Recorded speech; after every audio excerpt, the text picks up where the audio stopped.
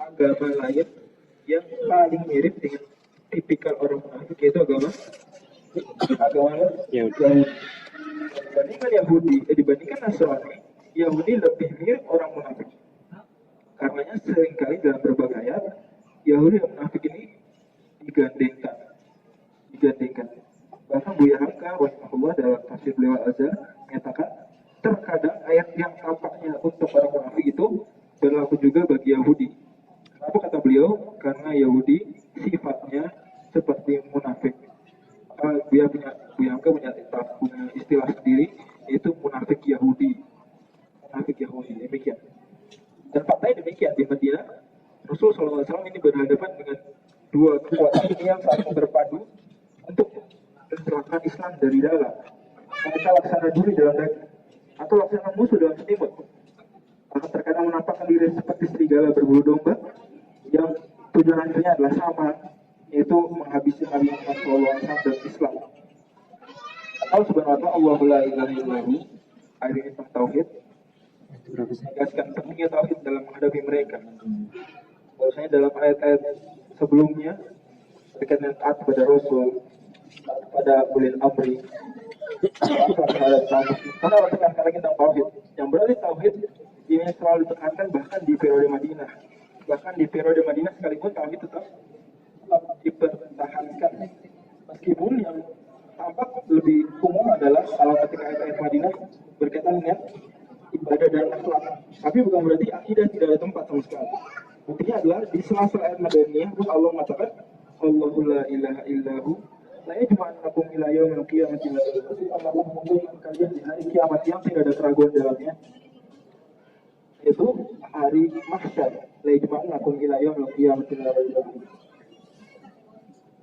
Kenapa Allah Subhanahu wa ta'ala kok kaitkan pembahasan sebelumnya tentang salah dan tentang syafaat,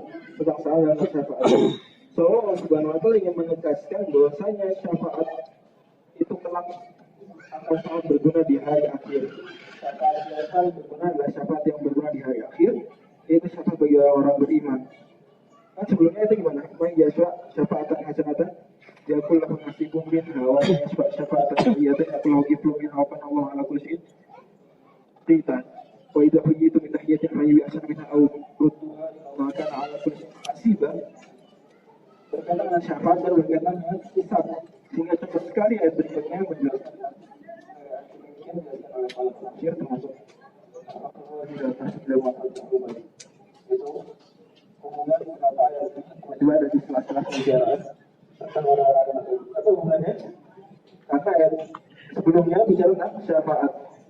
Syafaat dulunya ada itu dengan cara menolong orang lain, itu syafaat. Jadi saya katakan waktu itu gimana? Kita memiliki kekuasaan di tolong orang. Kenapa tidak ada unsur negatif atau nepotisme di situ? Kemudian misalnya ada saudara menjadi direktur gitu, jadi dekan.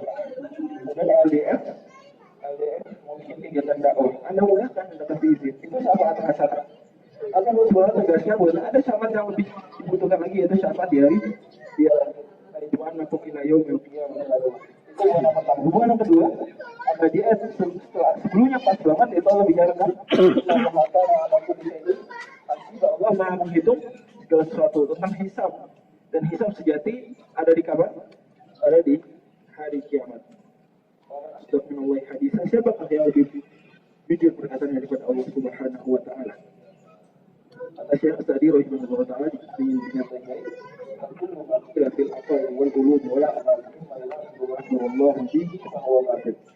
maka karena Allah Subhanahu wa ta'ala yang paling jujur perkataan, yang paling benar perkataannya, berarti semua perkataan, semua statement yang bertentangan dengan statementnya Allah dan Rasulnya pasti salah.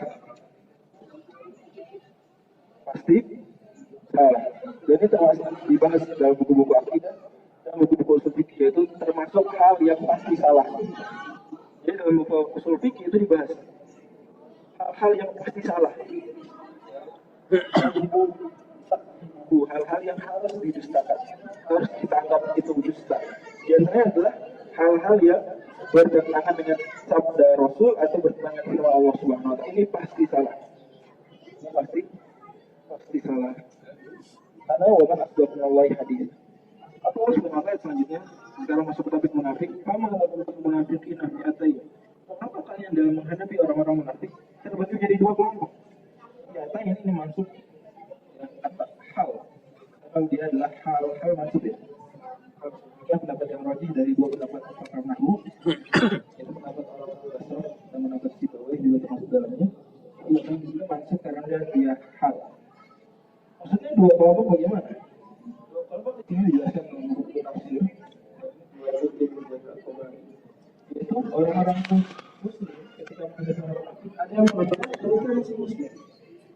Sebagian belum mengatakan tidak, mereka sudah keluar dari Islam. Dua kelompok ini bagaimana?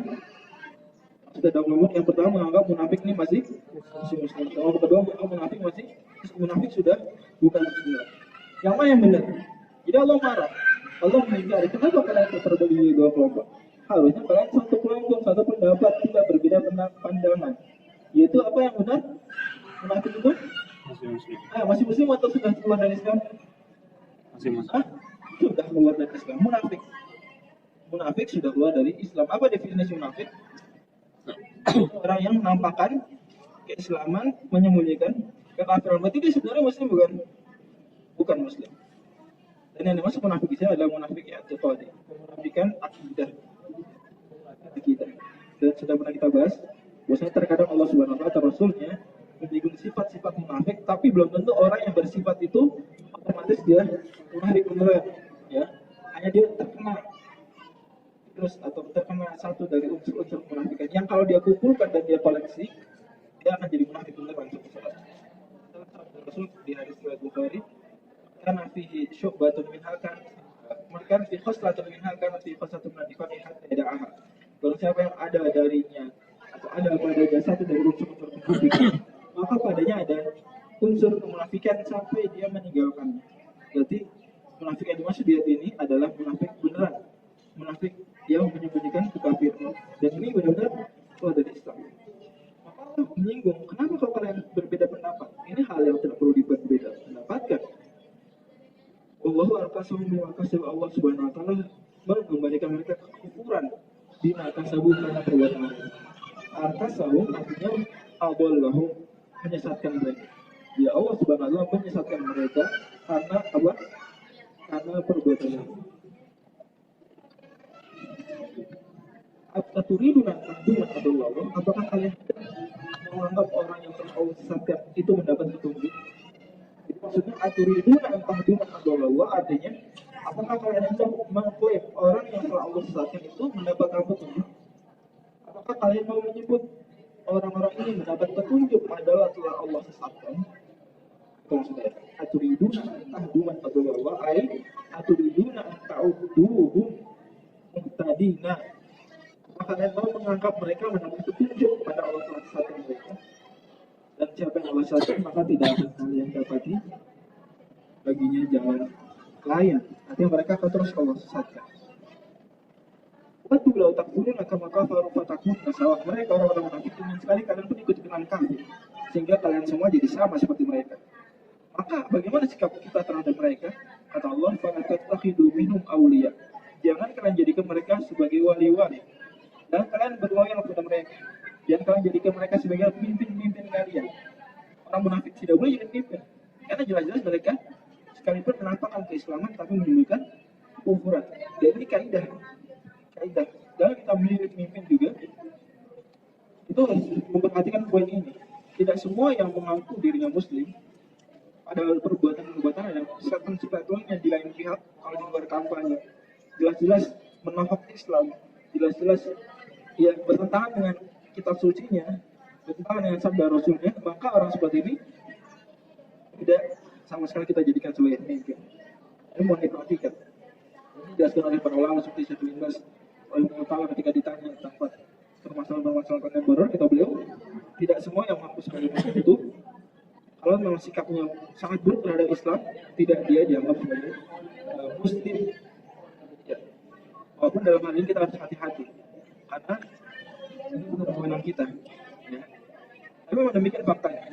Tidak, apakah semua yang mengaku dirinya muslim, padahal sikap-sikapnya bertentangan dengan Islam, Bismillah Muslim, tidak demikian. Tidak demikian. Nah, teguran sebenarnya bukan untuk orang lain, tapi untuk kita sendiri yang pertama kali. Dan sampai kita mengaku sebagai Muslim, tapi justru kita bertentangan sikapnya dengan sikap kita sebagai Muslim. Tapi tattakhidhu minhum awliya hatta yuhajiru fi sabilillah, sampai mereka membuktikan keimanannya dengan cara berhijrah. Apa Allah SWT menyebut hijrah di sini? Begini Bang Aris, begini Bang Nanti. Jadi di antara syarat sempurnanya keimanan, bahkan ini merupakan kewajiban yang besar saat itu adalah setelah masuk Islam ngapain? Hijrah. Setelah masuk Islam harus hijrah. Sehingga seseorang tidak dianggap benar-benar telah sempurna keimanannya dan keislamannya kalau dia belum hijrah. Kalau dia mampu. Dan nanti akan kita sampai ke ayat Allah SWT mencela orang-orang yang mampu hijrah tapi tidak berhijrah. Karena ketika itu hijrah menghadap ke Rasulullah SAW di Madinah, hukumnya fardu ain. Hukumnya fardu ain. Gitu. Sehingga kata Allah, jangan jadikan mereka pemimpin sampai mereka berhijrah. Itu sampai mereka membuktikan keimanannya. Gitu ya. Dan ayat seperti ini nanti ada di surat Al-Anfal. Ya. Surat Al-Anfal nanti ada ayat mirip seperti ini. Lain tawalau, kalau mereka enggan, tidak mau berhijrah, fakudu, ambil mereka, artinya maka sanderalah mereka. Yakni mereka hukumnya ketika itu benar-benar sebenarnya belum muslim. Dan mereka menampakkan kekafiran. Dengan perbuatan yang sekalipun misalnya muslim, tapi perbuatan kekafiran, itu dia mereka mengkhianati Rasul. Bahkan orang munafik ini bekerja sama mau membunuh Rasul. Bahkan sebab turunnya ini adalah pasca perang Uhud, dan kita tahu perang Uhud apa yang dilakukan orang munafik. Mereka sudah ikutan pasukan, kemudian di tengah jalan mundur. Apakah ini bukan perbuatan orang munafik yang sama sekali tidak beriman sebenarnya? Para tattakhidhu minhum awliya hatta yuhajiru fi sabilillah fa in tawallaw faqulu maqtuluhum, dan perangi mereka. Kenapa di sini boleh memerangi orang munafik? Karena mereka telah menampakkan kejahatan. Ya, orang munafik di ayat sebelumnya Allah SWT nasihatkan dan perintahkan supaya dibiarkan dan menasihati saja. Tapi di ayat ini Allah SWT katakan faqulu maqtuluhum, yaitu kapan kondisinya? Ketika mereka sudah mulai bermain fisik. Ketika mereka sudah bermain fisik. Ini sama kaidahnya ketika menghadapi Khawarij.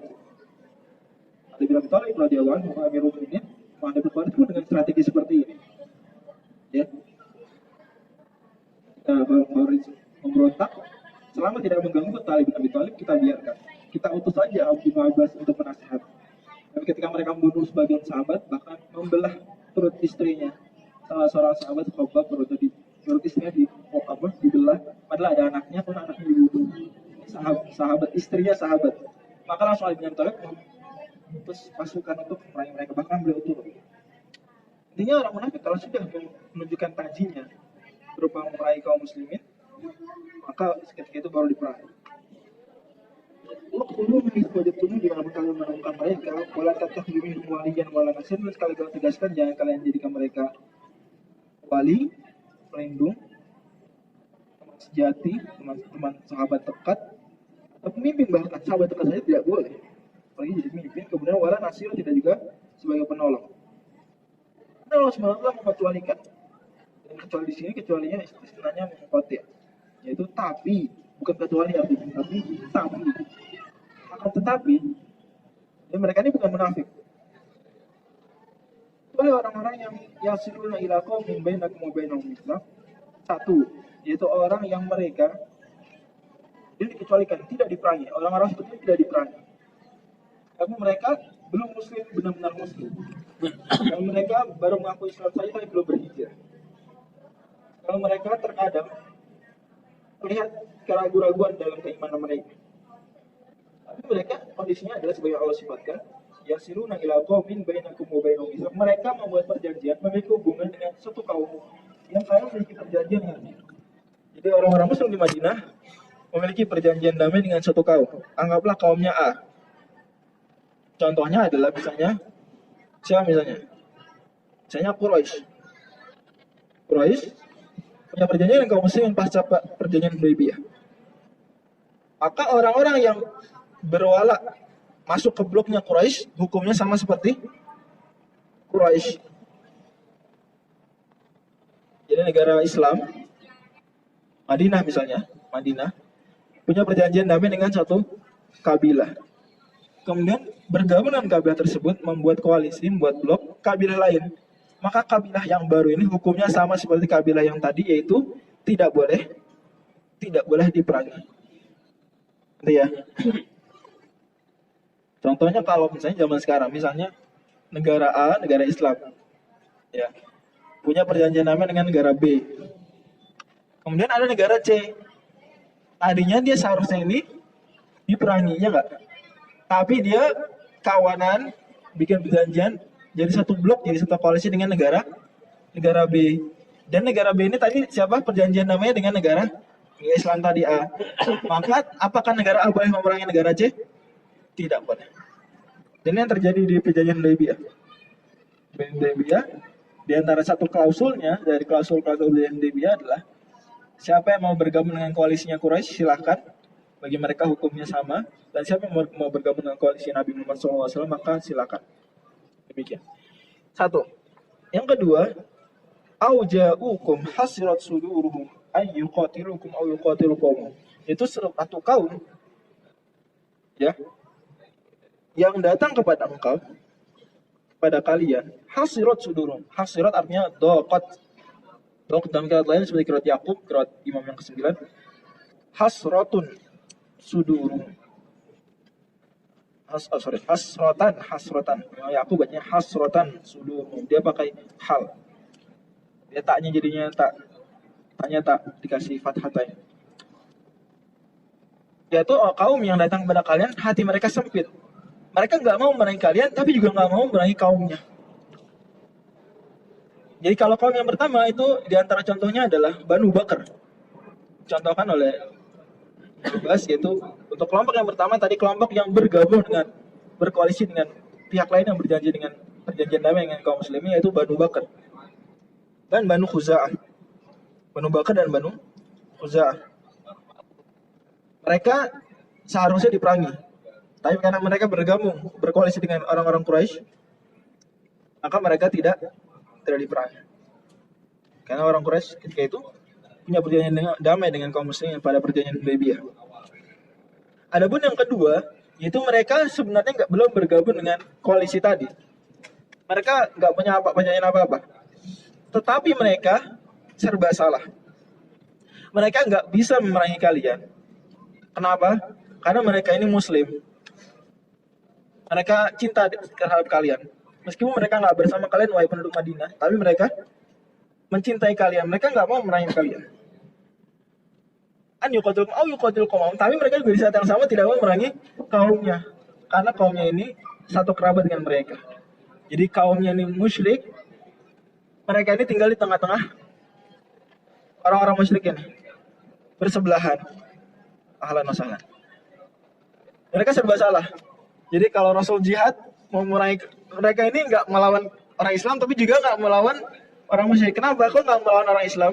Karena mereka sebenarnya Muslim, mencintai Islam, semua belum berhijrah. Sementara orang yang tadi, sementara kalau mereka nggak memerangi kaumnya sendiri, orang-orang musyrik, kenapa? Karena masih kerabat mereka. Maksudnya? Hasirat sudurum an yuqatilukum aw yuqatilukum. Mereka sempit dadanya, tidak kuasa untuk memerangi kalian, tapi juga di saat yang sama tidak berani memerangi kaumnya mereka sendiri.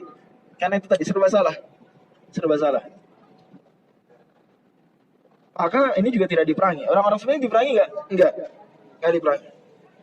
Jadi kalau tadi contohnya adalah Banu Khuza'ah dan Banu Bakar.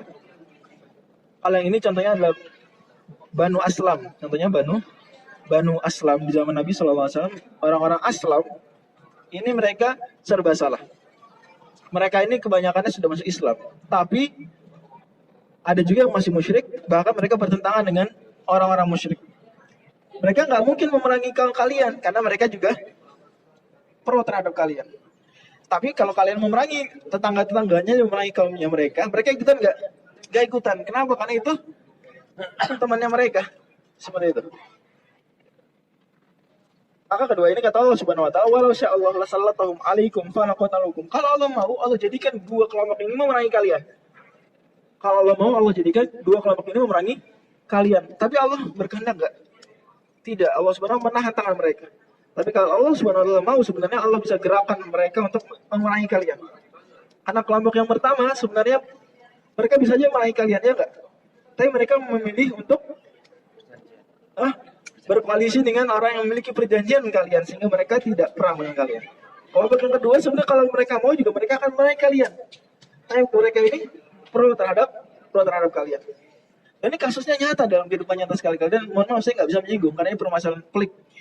Yang terkadang apa yang tampak itu bukan yang terjadi sesungguhnya. Tapi contohnya sering kita saksikan dalam kehidupan sehari-hari. Hubungan antara negara satu dengan negara yang lain. Seperti itu bukan? Dan kenapa negara Islam ini kok biasanya berjanji dengan negara, ya bukan negara Islam, ya negara kafir tertentu. Kemudian negara kafir ini ditemani dengan negara yang lain. Akhirnya negara Islam ini tidak memerangi negara EC tadi itu. Ada juga satu kasus negara tertentu dia serba salah, dia nggak bisa bantu kalian, dia nggak, tapi juga nggak memerangi kalian, gitu ya. Entah karena dia terikat perjanjian dengan negara lain yang membantunya dengan bantuan yang banyak misalnya, atau dia misalnya kondisinya terkungkung dengan negara-negara tersebut, dia nggak bisa. Akhirnya dia memilih abstain. Ya kalau misalnya di PBB nggak bikin vote gitu ya, dia diam abstain dia. Dia nggak pro juga nggak. Ini negara-negara seperti ini yang dimaksud Allah Subhanahu Wa Taala. Dan ini kasusnya terjadi sejak zaman Nabi SAW. Maka sikap negara Islam terhadap orang-orang mereka ini tidak memerangi, bahkan mensyukuri. Karena kata Allah, kalau Allah mau mereka ini memerangi kalian, cuma Allah nggak berkehendak. Seperti itu. Kata Syekh Asadi rahimahullah, ini diperhatikan nih. Simpulan dari tiga kasus tadi. Karena ada tiga kemungkinan. Yang pertama, mereka ini bersama-sama kalian dan ikut memerangi musuh-musuh kalian. Dan ini nggak mungkin. Karena itu mereka teman-teman mereka juga. Ya nggak? Kemungkinan kedua, mereka memerangi kalian. Nggak mungkin juga. Karena mereka ini sebenarnya pro terhadap kalian. Maka kemungkinan ketiga apa? Mereka nggak memerangi kalian, juga nggak memerangi musuh-musuh kalian. Mudah-mudahan dipahami ya. Demikian kesimpulan dari kasus-kasus tadi.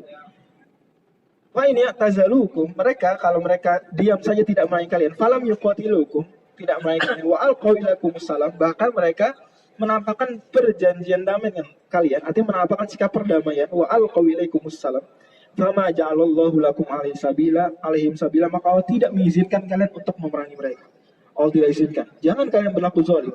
Mereka ini netral. Jangan kalian apa-apakan. Dan ini Masya Allah. Jadi Islam ini tidak menganggap semua yang non-Islam itu musuh. Bahkan sebuah kekeliruan besar. Ketika ada sebagian pihak yang mengklaim sebagai negara Islam, menganggap semuanya selain mereka itu musuh. Ini kesalahan besar. Berarti mereka tidak membaca tarikh, tidak membaca sirah. Nabi SAW musuhnya banyak. Madinah dikelilingi musuh, ya enggak? Apakah Nabi memerangi mereka semua? Tidak. Faktanya ada yang sebagian Nabi ajak damai, ada yang Nabi diamkan, ada yang Nabi perangi. Tidak semua dianggap sama. Dan itu semua penerapan dari ayat-ayat seperti ini. Ya enggak Bang Muhammad? Jadi nggak bisa dianggap sama semua. Nggak bisa kita, ini apa sih negara Islam nih? Masa nggak merangi itu, nggak merangi ini? Negara Islam bukan hobinya perang. Bukan hobinya merangi semua, enggak. Jihad itu demi maslahat. Jihad itu demi maslahat. Terkadang mungkin kita bingung, kenapa kok ada Romawi masih ada sampai abad ke-8, Romawi Timur. Masih bersebelah-sebelah dengan negara Islam. Kenapa? Bahkan seringkali ada damai seperti itu. Kenapa nih? Apa pengecut khalifah-khalifah? Enggak. Ya. Bahkan Rasid mengirim surat ya ke raja, ke Kaisar Romawi. Ya. Yang isinya mencela mereka. Itu dengan tegas dilakukan seperti itu. Berani, cuma semua ada maslahatnya. Contohnya adalah Ali bin Abi Thalib radhiyallahu anhu. Di zaman beliau tidak ada perang melawan non-muslim. Jadi zaman Umar ada perang melawan non-muslim, melawan Persia, melawan Romawi, ya enggak? Yang Utsman awal-awalnya iya. Bahkan zaman Utsman lah pertama kali ada pasukan laut. Ya di Laut Tengah. Mainnya di Laut Tengah. Militer. Tapi akhir zaman Utsman dan di zaman Ali bin Abi Thalib radhiyallahu anhu tidak ada perang melawan non-muslim. Kenapa? Karena mempertimbangkan maslahat. Kondisi kaum muslim bagaimana? Pihak musuh bagaimana? Kondisi musuh masih samakah seperti dulu atau tidak? Mengganggu atau tidak? Itu diperhatikan. Oke. Kemudian Allah SWT mengatakan, satajiduna akhirin. Dan kalian akan mendapati ada lagi orang lain. Yuriduna an ya'manukum wa ya'manukum. Mereka ini seolah-olah seperti kelompok kedua tadi, yaitu tidak memerangi kalian, tidak juga memerangi kaumnya mereka. Yuriduna an ya'manukum, mereka seolah-olah menampakkan ingin main aman dengan kalian, juga ingin main aman dengan musuh-musuh kalian yang merupakan kerabat dan koalisi mereka. Tapi mereka ini kullama ruddu ilal fitnati urkisu fiha. Bedanya adalah mereka setiap kali mendapatkan kesempatan untuk melakukan dosa, untuk mencelakakan kalian, mereka manfaatkan. Jadi mereka kelihatannya aja ingin berdamai dengan kalian. Padahal kalau ada kesempatan mereka ingin mencelakakan kalian. Dan contohnya adalah Bani Asad dan Bani Ghatafan. Contohnya adalah Bani Asad dan Bani Ghatafan. Nanti mungkin kita berkenalan dengan Bani-Bani tadi kalau bahas sirah secara khusus ya.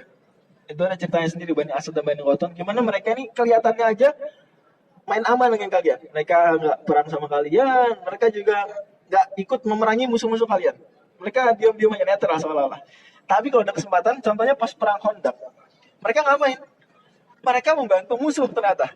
Kullama ruddu ilal fitnati urkisu fiha. Setiap kali ada kesempatan untuk membuat fitnah, membuat perkara, mencelakakan kalian, urkisu fiha, mereka manfaatkan. Mereka tergoda untuk ikut ke situ. Jadi kelompok ini mirip seperti kelompok yang kedua. Bedanya kalau kelompok kedua itu jujur mereka. Mereka memang pengen netral. Tapi kelompok ketiga bagaimana? Kelihatannya netral padahal diam-diam menyadap pembicaraan telepon kalian. Padahal diam-diam menyelundupkan obat-obat terlarang ke negara kalian. Padahal diam-diam menyelundupkan banyaklah macam-macam. Artinya dia kelihatannya saja netral pada sebenarnya ingin mencelakakan kalian kalau ada kesempatan. Kata Allah Subhanahu wa taala, fa in lam ya'tazilukum. Kalau mereka terus begitu tidak berhenti dari mengganggu kalian. Wa yulqu ilaikum assalam, dan tidak berdamai sebenar-benarnya dengan kalian.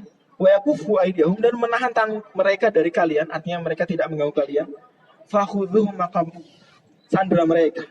Jadikan mereka tawanan. Wa qtuluhum haitsu aqiftumum, dan perangi mereka di mana mereka kalian temukan. Wa ulaikum ja'alna lakum alim sultanan mubina, dan mereka itulah yang Allah Subhanahu wa taala izinkan kalian untuk memeranginya. Jadi di ayat ini kita menemukan ada berapa kelompok, ada berapa tipe? Ada 3. Yang pertama, Orang yang minta perlindungan. jadi berkoalisi dengan pihak yang punya perdamaian dengan kita. Ya, contohnya tadi adalah Bani Bakar, Bani Khuza'ah. Mereka koalisi dengan Quraisy. Quraisy saat ayat ini turunkan, sedang perjanjian damai berupa perjanjian Hudaybiyah. Boleh nggak memerangi Khuza'ah? Boleh nggak memerangi Bani Bakar? Nggak boleh. Kenapa? Karena mereka sudah koalisi dengan pihak yang berdamai dengan kita. Kelompok kedua adalah bagaimana? Kelompok kedua, mereka netral. Mereka nggak memerangi kalian, tapi juga mereka nggak bantu kalian ketika kalian berjihad, gitu ya. Kayak gini boleh nggak diperangi? Nggak boleh juga. Contohnya Bani apa tadi? Bani Aslam. Bani Aslam. Aslamiyun. Kemudian yang ketiga, seolah-olah mirip kelompok yang kedua. Bedanya apa? Bedanya diam-diam mereka kalau ada kesempatan ngapain? Celakakan kalian. Contohnya siapa? Bani Asad dan Bani Ghatafan. Bani Asad dan Bani Ghatafan. Contohnya nyata sekali ketika mereka sebelumnya itu perang Khandaq. Terus nanti mereka ketika mau perang Tabuk mereka juga berulah. Gitu ya.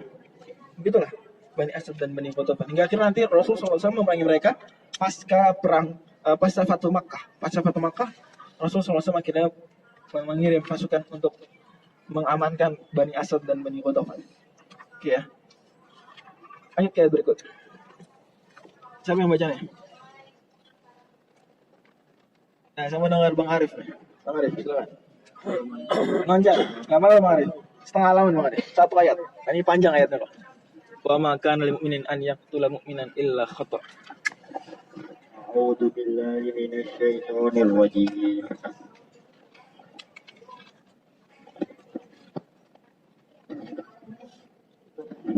Satu ayat aja. Wa ma kana. Insyaallah lancar. Wa ma kana lil mu'minin ay yaqtula mu'minan Sekali lagi, ayyaqtula mu'min.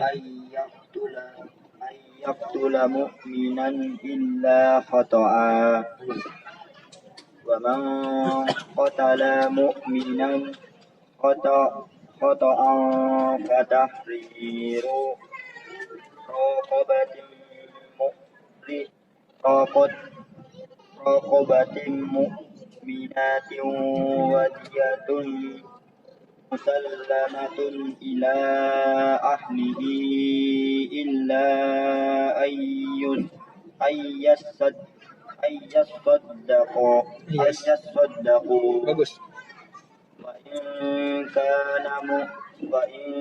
kana min qaumin aduwwin lakum wa huwa mu'minun fatahriru raqabatin mu'minah Oke. wa in kana min qaumin bainakum wa bainahum mitsaqun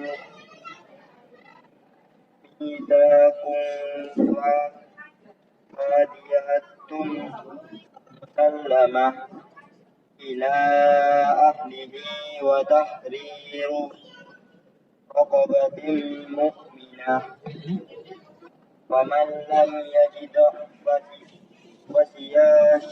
Wasiyamu sekali lagi. wasiyamu syahraini mutatabi'ain taubatan minallah wa kana Sekali lagi, wa anallahu. aliman hakima. Masya Allah. Itu lanjut. Terima kasih buat Bang Arif. Pak Dokter. Terima kasih Bapak. Memuaskan rahmat Allah Subhanahu wa taala. Berikutnya adalah Allah mengatakan, dan tidaklah layak seorang mukmin membunuh mukmin yang lain. Cuma kadang-kadang terjadi kasus tersebut kalau tidak sengaja. Illa khoto'a. Jadi hukum asalnya nggak mungkin mukmin membunuh mukmin yang lain. Nggak mungkin. Bagaimana mungkin mereka membunuh mukmin yang lain? Pada mukmin itu seperti satu tubuh. Mungkinkah tangan membunuh kaki? Mungkinkah kaki menendang kepala? Tidak mungkin. Illa khoto'a. Tapi mungkin saja terjadi kalau dia tidak sengaja. Dan kita ini mengingatkan kita ke pembahasan dulu ya. Ya alladzina amanu kutiba alaikumul qisas fil qatla. Surat Al-Baqarah ayat 178 ya. Di mana Allah Subhanahu wa taala menjelaskan bahwasanya, dan juga saya sebutkan waktu itu pembunuhan ada 3 jenis. Pembunuhan ada 3 jenis. Saya masih ingat pembunuhan ada 3 jenis. Saya kasih bocoran. Yang pertama pembunuhan murni sengaja. Itu bagaimana? Yaitu dia memaksudkan yang terbunuh dengan menggunakan alat-alat yang memang membunuh. Yang pertama pembunuhan murni sengaja. Al-amdu al-mahdu. Ya, itu bagaimana dia menyerang orang tertentu yang dia sengaja, kemudian menggunakan alat yang memang membunuh. Contohnya Budi yang menugaskan samurai ke Budi gitu ya. Budi menugaskan samurai ke Dudi. Ini pembunuhan sengaja, murni sengaja. Karena dia benar-benar memaksudkan pengen menyerang si Dudi dengan alat yang biasa membunuh samurai, gitu ya. Atau dengan batu besar, atau dengan alat-alat yang seperti itu. Yang kedua pembunuhan tidak sengaja atau murni tidak sengaja. Yaitu contohnya Andi sedang latihan panah. Ternyata nyasar panahnya mengenai Rudi. Ya, mengenai Rudi sedang tiduran ternyata dia, atau sedang ngerjain tugas. Dan dia pakai waktu support gitu ya. Salah dia dekat lapangan, salah. Kena. Meninggal dunia. Ini pembunuhan murni tidak sengaja. Murni tidak sengaja. Contoh lain misalnya kalau zaman sekarang yaitu lagi ngebut. Ya. Memang dia standar kecepatannya 60 km per jam gitu ya, standar. Untuk tengah kota kan standar 60 ya. Cuma ternyata ada orang ketabrak. Ya. Orang juga salah sih, ya. Gitu. Bukan tempatnya nyebrang, bukan sih berapa, dia nyebrang gitu ya. Padahal di Margonda sudah banyak zebra cross dan banyak jembatan penyeberangan. Yang kurang itu kesadaran aja. Gitu. Ternyata tabrak ini pembunuhan tidak murni, tidak sengaja. Pembunuhan ketiga itu kombinasi antara keduanya, itu pembunuhan mirip sengaja atau pembunuhan semi sengaja. Gimana nih contohnya? Saya bisa nyontohin buat saya. Saya masih ingat contohnya apa? Aku kan mungkin masih ingat ya. Ini tahun berapa ya? 2014 ya? Ya. Alat yang seharusnya nggak membunuh tapi ternyata mati itu, Mas. Oke, terima kasih Bang Riwan. Nah, ini trik keren jawabannya. Yaitu dia memaksudkan orang tertentu untuk disakiti, tapi dengan alat yang biasanya tidak membunuh. Saya ulang, pembunuhan semi sengaja adalah bermaksud menyakiti seseorang, tapi tidak menggunakan alat yang biasa membunuh. Tapi ternyata terbunuh. Contohnya adalah pembunuhannya Nabi Musa alaihissalam terhadap orang Koptik. Nabi Musa ngapain? Kan menonjok, ya enggak? Itu memaksudkan nggak? Sengaja nggak maksudkan? Pengen menyakiti orang? Ya maksudkan, benar. Tapi dengan bogem biasa membunuh nggak? Apakah bogem seperti pedang? Apakah bogem seperti batu besar?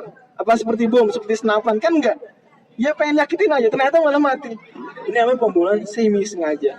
Pembunuhan semi sengaja. Contohnya misalnya ada orang gitu, kesel banget, nggak ketapel tuh bisa sengaja dia.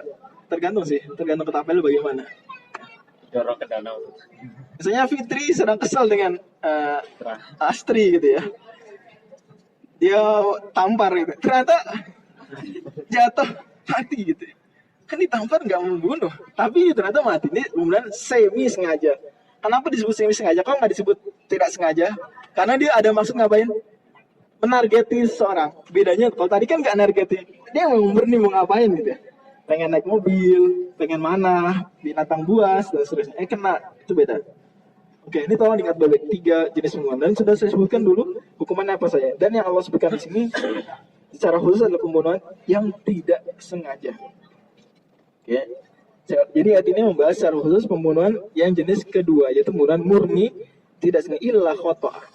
Kata Allah Subhanahu wa ta'ala, man qatala mu'minan khata'an, saya membunuh orang mukmin secara tidak sengaja, fatahriru raqabatin mu'minatin wa diyatun muslimatin ahli. Maka dia punya konsekuensi. Yang pertama adalah kafaroh. Yang kedua adalah diyah. Kalau dia sudah kita bahas dulu ya. Kafaroh ini baru di sini. Dulu disinggung secara singkat saja, tapi ini dalilnya. Jadi selain bayar diyah, juga bayar kafar. Masih ingat diyahnya berapa ekor unta? 1000. Ayo, 100 ekor unta. Ingat baik-baik angkanya ya. 100 ekor unta. Dengan kombinasi bagaimana 20 ya. Jangan lupa. Yang intinya tidak mungkin. Itu 20 hamil, 20 usianya 2 tahun laki-laki, 20 usianya 2 tahun perempuan, 20 usianya 3 tahun, 20 lagi usianya 4 tahun. Sudah pernah saya sebutkan rincian. Jadi dia bayar dianya bagaimana? 100 ekor unta, 20 tadi usianya 2 tahun laki-laki, 20 usianya 2 tahun perempuan, 20 3 tahun, 20 4 tahun, 20 bukan hamil, hamil itu kalau sengaja, 25 tahun. 25 tahun, nggak ada yang hamil. Kalau tidak sengaja nggak ada yang hamil. Ada yang hamil. Hamil nanti pembunuhan sengaja. Ini dia. Yang kalau dirupiahkan itu kita pernah hitung ya. Berapa kira-kira? Kalau satu ekor unta 30 juta dikali. Ini kalau ya, itu murah 30 juta itu murah banget. Itu unta itu baru yang 2 tahun kali ya. Ya 40 juta deh, 40 juta ya. Pasnya 40 juta. Kalau 40 juta satu ekor unta, 100 berarti berapa? 4 miliar ya? Benar nggak? Benar ya? 4 miliar. Berarti kamu bunuh tadi siapa tadi namanya? Si Andi tuh ya. Dia bayar 4 miliar buat siapa? Buat si Rudi yang sudah kepanah sama dia. Buat si yang tertabrak. Gitu ya. Berarti mahal sekali jiwa itu dalam Islam pandangannya. Gak bisa cuma sekedar masuk penjara kemudian ditebus dengan uang. Kemudian dia melengos seperti itu. Enggak. Sangat mahal, 4 miliar. Bener ya 4 miliar, nggak salah itu kan? 40 juta kali 100. Benar ya, 4.000 juta. 4 miliar. Kenapa Bang Andi? Benar ya? Oke. Kemudian kafaroh. Kafarohnya berupa apa? Tahriru raqabah, membebaskan budak. Budaknya harus budak yang beriman, arti budak muslim. Nanti ini pembahasan mukminahnya nih, nanti ada hubungannya di ayat-ayat lain, seperti di surat Al-Mujadilah nanti. Oke. Kemudian kata Allah Subhanahu wa taala, fa in kana min qaumin aduwwil lakum wa huwa mu'minun fatahriru raqabatin. Iya. Tadi dianya dibayar ke siapa? Saudari. Dianya dibayar ke musallamatun ila ahlihi ila an yasaddaqu. Dibayar ke keluarganya itu, ke ahli warisnya. Kan udah meninggal orangnya. Si Rudi udah meninggal, masa kasih ke Rudi? Enggak. Kasih ke ahli warisnya. Ila an yasaddaqu, kecuali kalau mereka menyedekahkan. Artinya, ya wes lah Mas Andi, jangan kan enggak sengaja gitu ya. Maka enggak apa-apa. Atau 50 ini ya 50% kita kasih diskon gitu ya. Dan jangan lupa kalau tidak sengaja bayarnya kontan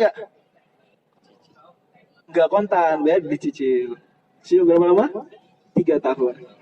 Kemudian yang bayar dia sendiri, si Andi sendiri apa gimana? Ayo jangan lupa lo makan lo Mas Zed. Mas Zed yang bayar siapa? Dia sendiri apa enggak? Enggak, bayarnya patungan. Ya itu yang saya patungan siapa aja? Keluarganya si Andi. Kalau nggak mampu keluarga ayah ibunya, maka paman-pamannya nggak mampu lagi terus sampai satu kabilah, gitu ya. Atau satu negara lah, misalnya kayak kasus itu siapa tuh yang ke Indonesia patungan kita tuh, gitu, coba kayak gitu itu praktek nyatanya.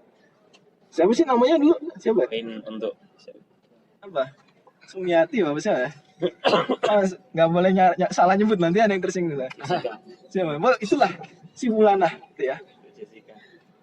Itu. Ini dia. Nah. Dan dia hari ini sudah sangat dimurahkan sekali. Dia hari ini tuh di negara Arab Saudi itu murah ya. Walaupun terkadang mereka ngambil mahal juga, tapi terkadang dia kasih murah. Tergantung. Itu kan tergantung keluarga ahli warisnya ya. Standarnya tadi 4 miliar. Itu 4 miliar sekali lagi itu perkiraan ya. Sebenarnya ada penghitungan sendiri. Berapa nilai onta dan seterusnya. Makanya patokannya onta. Demikian kata Imam Syafi'i rahimahullah. Patokannya adalah onta. Jadi kalau onta naik harganya berarti naik juga. Karena yang main tuh nilai, bukan bendanya, bukan harganya. Oke ya. Tapi kalau dia musuh yang meninggal adalah muslim, ya. Tapi keluarganya non muslim. Fa in kana min qaumin aduwwil lakum wa huwa mu'min. Kalau yang terbunuh mukmin, tapi dari dia tinggalnya atau keluarganya adalah kaum yang merupakan musuh kalian, maka bagaimana? Fatahriru raqabah, maka kalian bayar kafaroh saja. Bayar kafaroh saja, yaitu berapa? Apaan kafarohnya? Memerdekakan satu orang budak muslim. Kafaroh, tolong ada kafaroh, ada dia. Kalau dia tadi itu unta diat. Ini kafaroh. Diat itu dibayarin ke keluarga man. Kayak kafaroh itu murni karena Allah. Bebaskan budak. Bebas. Gitu. Tapi Allah bilang di sini ada diat enggak? Ada diatnya enggak? Enggak. Kenapa kok Allah enggak bilang pakai diat di sini? Kenapa? Betul dong, Zed. Karena keluarganya non muslim. Iya, dan kaidahnya adalah la yarisul muslimul kafir walal kafirul muslim. Hadis riwayat Bukhari Muslim. Orang muslim tidak mewarisi dari orang non muslim, tidak pula sebaliknya. Jadi kalau ada non muslim meninggal nih, bapaknya non muslim, anaknya muslim, dapat warisan enggak? Enggak. Atau sebaliknya, dapat enggak? Enggak juga. Gitu ya.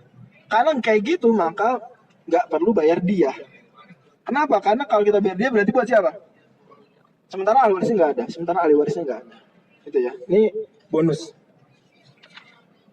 Kemudian kata Allah Subhanahu wa taala, "In kana min qaumin bainakum wa bainahum mitsaqun." Kalau yang terbunuh adalah dari satu kaum yang kalian memiliki perjanjian dengan mereka, maka sama hukumnya seperti yang pertama, bukan seperti yang kedua, yaitu maka kalian bayar diah dan juga bayar kafaroh. Diahnya berapa ekor unta? 100 ekor unta. Gitu aja, ingetin 100 ekor unta. 100 ekor unta. Kemudian kafarohnya apaan? Membebaskan budak. Faman lam yajid, siapa yang enggak menemukan budak, entah karena miskin, entah karena budak sudah tidak ada. Zaman sekarang mungkin ada yang kaya banget, tapi nggak ada budak, gimana? Boleh nggak memperbudak orang? Kamu jadi budak ya? Tanda tangan. Iya, saya setuju jadi budak kamu. Enak jadi budak kamu gitu. Kita nggak boleh nikah nih mas, ya udah saya jadi budak kamu aja. Nggak boleh, nggak bisa, nggak ada jalan satu-satunya jadi budak, atau salah satunya cara orang menjadi budak itu dalam Islam cuma satu cara, yaitu ketika ditawan dalam perang. Cuma itu aja. Cuma itu, nggak ada orang itu main bola budak bukan TKW budak bukan, semua itu kan budak. Ya, main bola dibeli oke. Kadang-kadang gratis malah gitu ya. Udah gratis kalau dibeli balik sama klub yang lama jadi main termahal di dunia lagi ya. Gitu. Tapi budak bukan gitu. Bukan budak. Ya itu namanya dong beli. Sebenarnya itu apa namanya? Sebenarnya kontrak gitu ya. Gitu. Itu biasa. Itu bukan budak. Satu-satu cara jadi budak itu bukan seperti itu, tapi gimana? Tapi ketika ditawan jadi perang. Karena definisi budak kalau sama adalah naksun maknawi sababu kufrun. Sorry. Ya, abrik adalah nafsun maknawi sababu kufrun, yaitu sebuah kekurangan derajat karena kekufuran. Itu karena jihad muslim lawan kafir. Kemudian kafir apa? Tersandra, maka dia jadi budak. Itu. Dan juga sebaliknya terkadang walaupun ini sebenarnya tidak seharusnya terjadi, yaitu sebagai muslim tertawan kemudian diperbudak oleh musuh. Demikian. Tapi tadi kasus tadi nggak bisa ya. Saya pernah dikasih cerita gitu. Dia ada akhwat, dia nggak boleh nikah gitu. Pokoknya gimana nggak tahu kenapa. Akhirnya supaya bisa seperti itu, akhirnya ya udah mas saya jadi budak kamu. Nah, ini nggak benar. Ini sama sekali ini namanya main-main dengan ayat Allah Subhanahu. Nggak boleh. Dan ini sebabnya karena tidak belajar. Namanya ilmu setengah-setengah. Nggak ada. Sekalipun ridho dia tidak berlaku. Tidak selamanya rela saling rela itu, suka sama suka itu menghalalkan sesuatu. Enggak. Oke.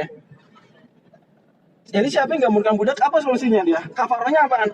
Fasiyamu syahraini mutatabi'aini taubatan min Allah.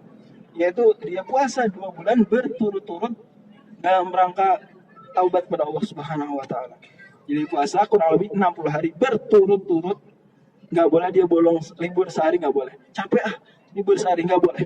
Itu ulang lagi. Kalau dia hari ke-45 dia malas gitu ya, terus dia nggak puasa, maka besoknya dia hitungannya mulai dari nol lagi.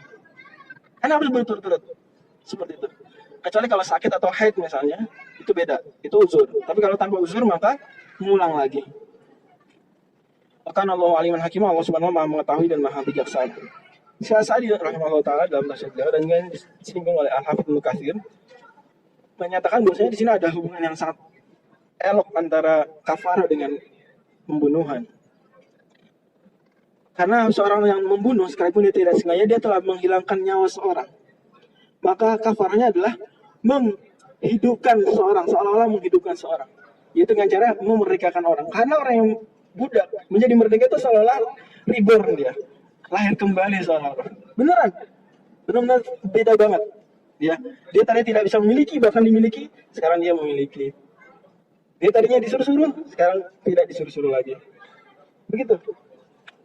Apalagi di zaman ketika itu, di zaman ketika hanya saat Islam sajalah yang menghargai budak, di mana seluruh peradaban itu memperlakukan budak seperti lebih buruk daripada hewan bahkan. Ya, entah budak laki-laki atau budak perempuan. Kita jangan lihat zaman sekarang ya. Bandingkan Islam ketika itu dengan Romawi, Persia dan peradaban kuno saat itu. Cuma Islam saja yang membela hak budak. Ya. Bahkan Islamlah yang terdepan dalam mengikis perbudakan. Jangan dengan cara ini. Maka ketika orang sudah menghilangkan nyawa orang, maka timbal baliknya atau kafarahnya adalah yang sesuai adalah seolah-olah melahirkan kembali seorang dengan cara membebaskan dia dari perbudakan. Kalau dia tidak mampu, maka dia membebaskan dirinya dari syahwat-syahwat dengan cara berpuasa 2 bulan berturut-turut, di mana ketika dia puasa 2 bulan berturut benar-benar dia mengikis syahwatnya, dia membebaskan dirinya dari belenggu perbudakan syahwat, di mana ia benar-benar merasakan pedihnya lapar dan dahaga. Lebih pedih lagi ketika seorang kehilangan nyawa, dia benar-benar dia akan menyesali, bahkan sekalipun pembunuhan tidak sengaja, tapi tetap saja tetap ada hukumannya. Ini benar-benar Islam menghargai nyawa, tidak sengaja saja ada hukumannya. Maka jangan main-main Anda. Oh saya nggak sengaja kok, enak saja. Tetap ada konsekuensi. Kalau dibuka, maka semua orang akan mengaku tidak sengaja. Dan nggak main-main. Boleh tidak sengaja menumpahkan botol minuman orang, boleh. Tidak sengaja menjatuhkan motor orang di parkiran, boleh. Ya artinya faedah madorotnya tidak besar. tapi tidak sengaja membunuh, nah ini nggak bisa ditolerir. Ya dia tidak berdosa, oke. Tidak dosa seperti dosa membunuh, tapi dia tetap tak bersalah. Tak bersalah. Dia tidak hati-hati ketika mengendarai mobil, ya nggak? Tidak hati-hati kita main panah. Banyak tidak hati-hatinya. Oke. Ini Allah Subhanahu wa Ta'ala berfirman. Ini saya baca ya. Ini biar enak. Ayat selanjutnya baca. Hamzah aja, Hamzah. Oke, sebelum kita lanjut ada pertanyaan sampai sini. Jadi tadi hukuman bagi pembunuhan tidak sengaja. Jadi ayat ini membahas tentang pembunuhan tidak sengaja, murni tidak sengaja. Oke, silakan. Oke, soal Silakan. kan tadi kalau misalnya keluarganya non muslim kemudian dia muslim, dia kan tidak berhak untuk mendapatkan warisan. Tapi itu kan sebenarnya dihukum kita, dihukum Islam. Kalau misalnya ternyata kayak pada kenyataannya pihak keluarga itu maksa, udah ini kamu bawa aja buat kamu daripada ntar ada cekcok apa semua ini pokoknya buat kamu, itu dia berhak mendapatkan nggak? Itu bukan sebagai waris, sebagai misalnya hadiah kayak. Ya itu berarti jadinya Kayak dia gitu. ya, sebagai wasiat kayak banyak caranya. Caranya. Dan tidak semua yang tidak dapat warisan itu tidak berdapat apa-apa ya. Ini kaidah tolong dicampurkan baik-baik. Tidak semua yang tidak dapat warisan dalam Islam itu tidak mendapatkan apa-apa. Enggak ya. Waktu itu udah saya singgung, bibi dapat warisan enggak dapat warisan. Tapi apa enggak dapat apa-apa dia? Dapat wasiat kayak misalnya. Gitu. Banyak orang-orang kesian gitu karena nggak dapat wasiat, karena nggak dapat warisan, padahal dia sebenarnya seolah-olah berhak gitu ya. Itu dapat dapat wasiat. Cuma kalau untuk orang kafir tadi ya hadiah sajalah, tidak wasiat namanya. Ya hal yang misalnya. Ada pertanyaan lain? Silakan. Orang sama dia itu kita berlaku Bukan pertanyaan kafar atau diat berlaku tidak kalau hukum Islam tidak diterapkan. Kalau kafar iya. Sekalipun hukum yang tidak diterapkan, dia antara dia dengan Allah, maka iya. Dia pun kalau dia mau boleh. Bahkan itu kita katakan iya, sebaiknya dilakukan. Tapi tidak ada yang maksa dia. Tapi sekali lagi ini semua taubat ya. Jadi ketika hukum Islam tidak diterapkan, berarti ada salah satu wasilah taubat yang tereliminasi. Kisos itu taubat. Orang di kisos itu, dia dosanya otomatis terampuni. Demikian dalam hadis Bukhari. Orang yang bertaubat kisos, Umar bin Khattab mengatakan demikian ya. Kemudian dirajam, itu sebenarnya dosanya terampuni. Ketika itu tidak dilakukan oleh satu lembaga hukum, maka berarti telah tertutup satu dari sekian pintu tobat. Sebenarnya sayang dia harusnya kita merasa rugi. Kesian orang yang membunuh itu dosanya besar banget. Orang yang berzina dosanya besar banget. Ketika tidak ada wasilah tobat seperti itu, maka sebenarnya dia harus mencari wasilah tobat yang lain, dan tobatnya harus lebih dahsyat lagi. Beneran nggak bisa sedahsyat itu tobatnya? Sulit. Bahkan tobatnya orang yang dirajam bagaimana kata Rasul? Yang perempuan dari Ghamidiyah, kabilah Ghamidi. Kata Rasul, lau tabat. Inna tabat taubatan lau qusimat ala ahli Madinah la wasi'atuhum. Taubatnya perempuan ini yang dirajam tadi kalau dibagi-bagi ke orang Madinah semuanya, maka cukup buat mereka. Berarti taubatnya dahsyat banget. Berarti kalau dia tidak dirajam, tidak dikisos, tidak membayar hukum-hukum seperti ini, berarti dia harus taubat, benar-benar taubat. Ya. Tapi tetap kalau untuk kafarah iya. Nah, untuk diat muhtamal bisa, tapi sekali lagi tidak ada yang maksa dia. Kalau dia mau bersedekah dengan diat tersebut dalam rangka tabaruk, maka sangat dianjurkan. Dan itu yang seharusnya dilakukan. Oke, ada pertanyaan lagi? Kita lanjut ya. A'udzu billahi minasyaitonir rajim. Ini surat Hamzah saya baca, nanti kan ada perbedaan sedikit biar teman-teman tahu. Nanti ada hal-hal yang unik. Yang teman-teman jangan bilang saya salah ya. Jangan menyalahkan saya, karena nanti saya nggak belum digunah misalnya. A'udzu billahi minasyaitonir rajim. ومن يقتل مؤمنا متعمدا فجزاؤه جهنم خالدا فيها وغضب الله عليه ولعنه وأعد له عذابا عظيما يا أيها الذين آمنوا إذا ضربتم في سبيل الله فتثبتوا ألقي إليكم السلم لست مؤمنا تبتغون عرض الحياة الدنيا فعند الله مغانم كثيرة كذلك كنتم من قبل فمن الله عليكم فتثبتوا إن الله كان بما تعملون خبيرا لا يستوي القاعدون من المؤمنين غير أولي الضرر والمجاهدون في سبيل الله بأموالهم وأنفسهم فضل الله المجاهدين بأموالهم وأنفسهم على القاعدين درجة وكلا وعد الله الحسنى وفضل الله المجاهدين على القاعدين أجرا عظيما درجات منه ومغفرة ورحمة وكان الله غفورا رحيما إن الذين توفيهم الملائكة ظالمي أنفسهم قالوا فيم كنتم قالوا كنا مستضعفين في الأرض قالوا ألم تكن أرض الله واسعة فتهاجروا فيها فأولئك مأويهم جهنم وساءت مصيرا إلا المستضعفين من الرجال والنساء والولدان لا يستطيعون حيلة ولا يهتدون سبيلا فأولئك عسى الله أن يعفو عنهم وكان الله عفوا غفورا ومن يهاجر في سبيل الله يجد في الأرض مراغما كثيرا وسعة ومن يخرج من بيته مهاجرا إلى الله ورسوله ثم يدركه الموت فقد وقع أجره على الله وكان الله غفورا رحيما وإذا ضربتم في الأرض فليس عليكم جناح أن تقصروا من الصلاة إن خفتم أن يفتنكم الذين كفروا إن الكافرين كانوا لكم عدوا مبينا.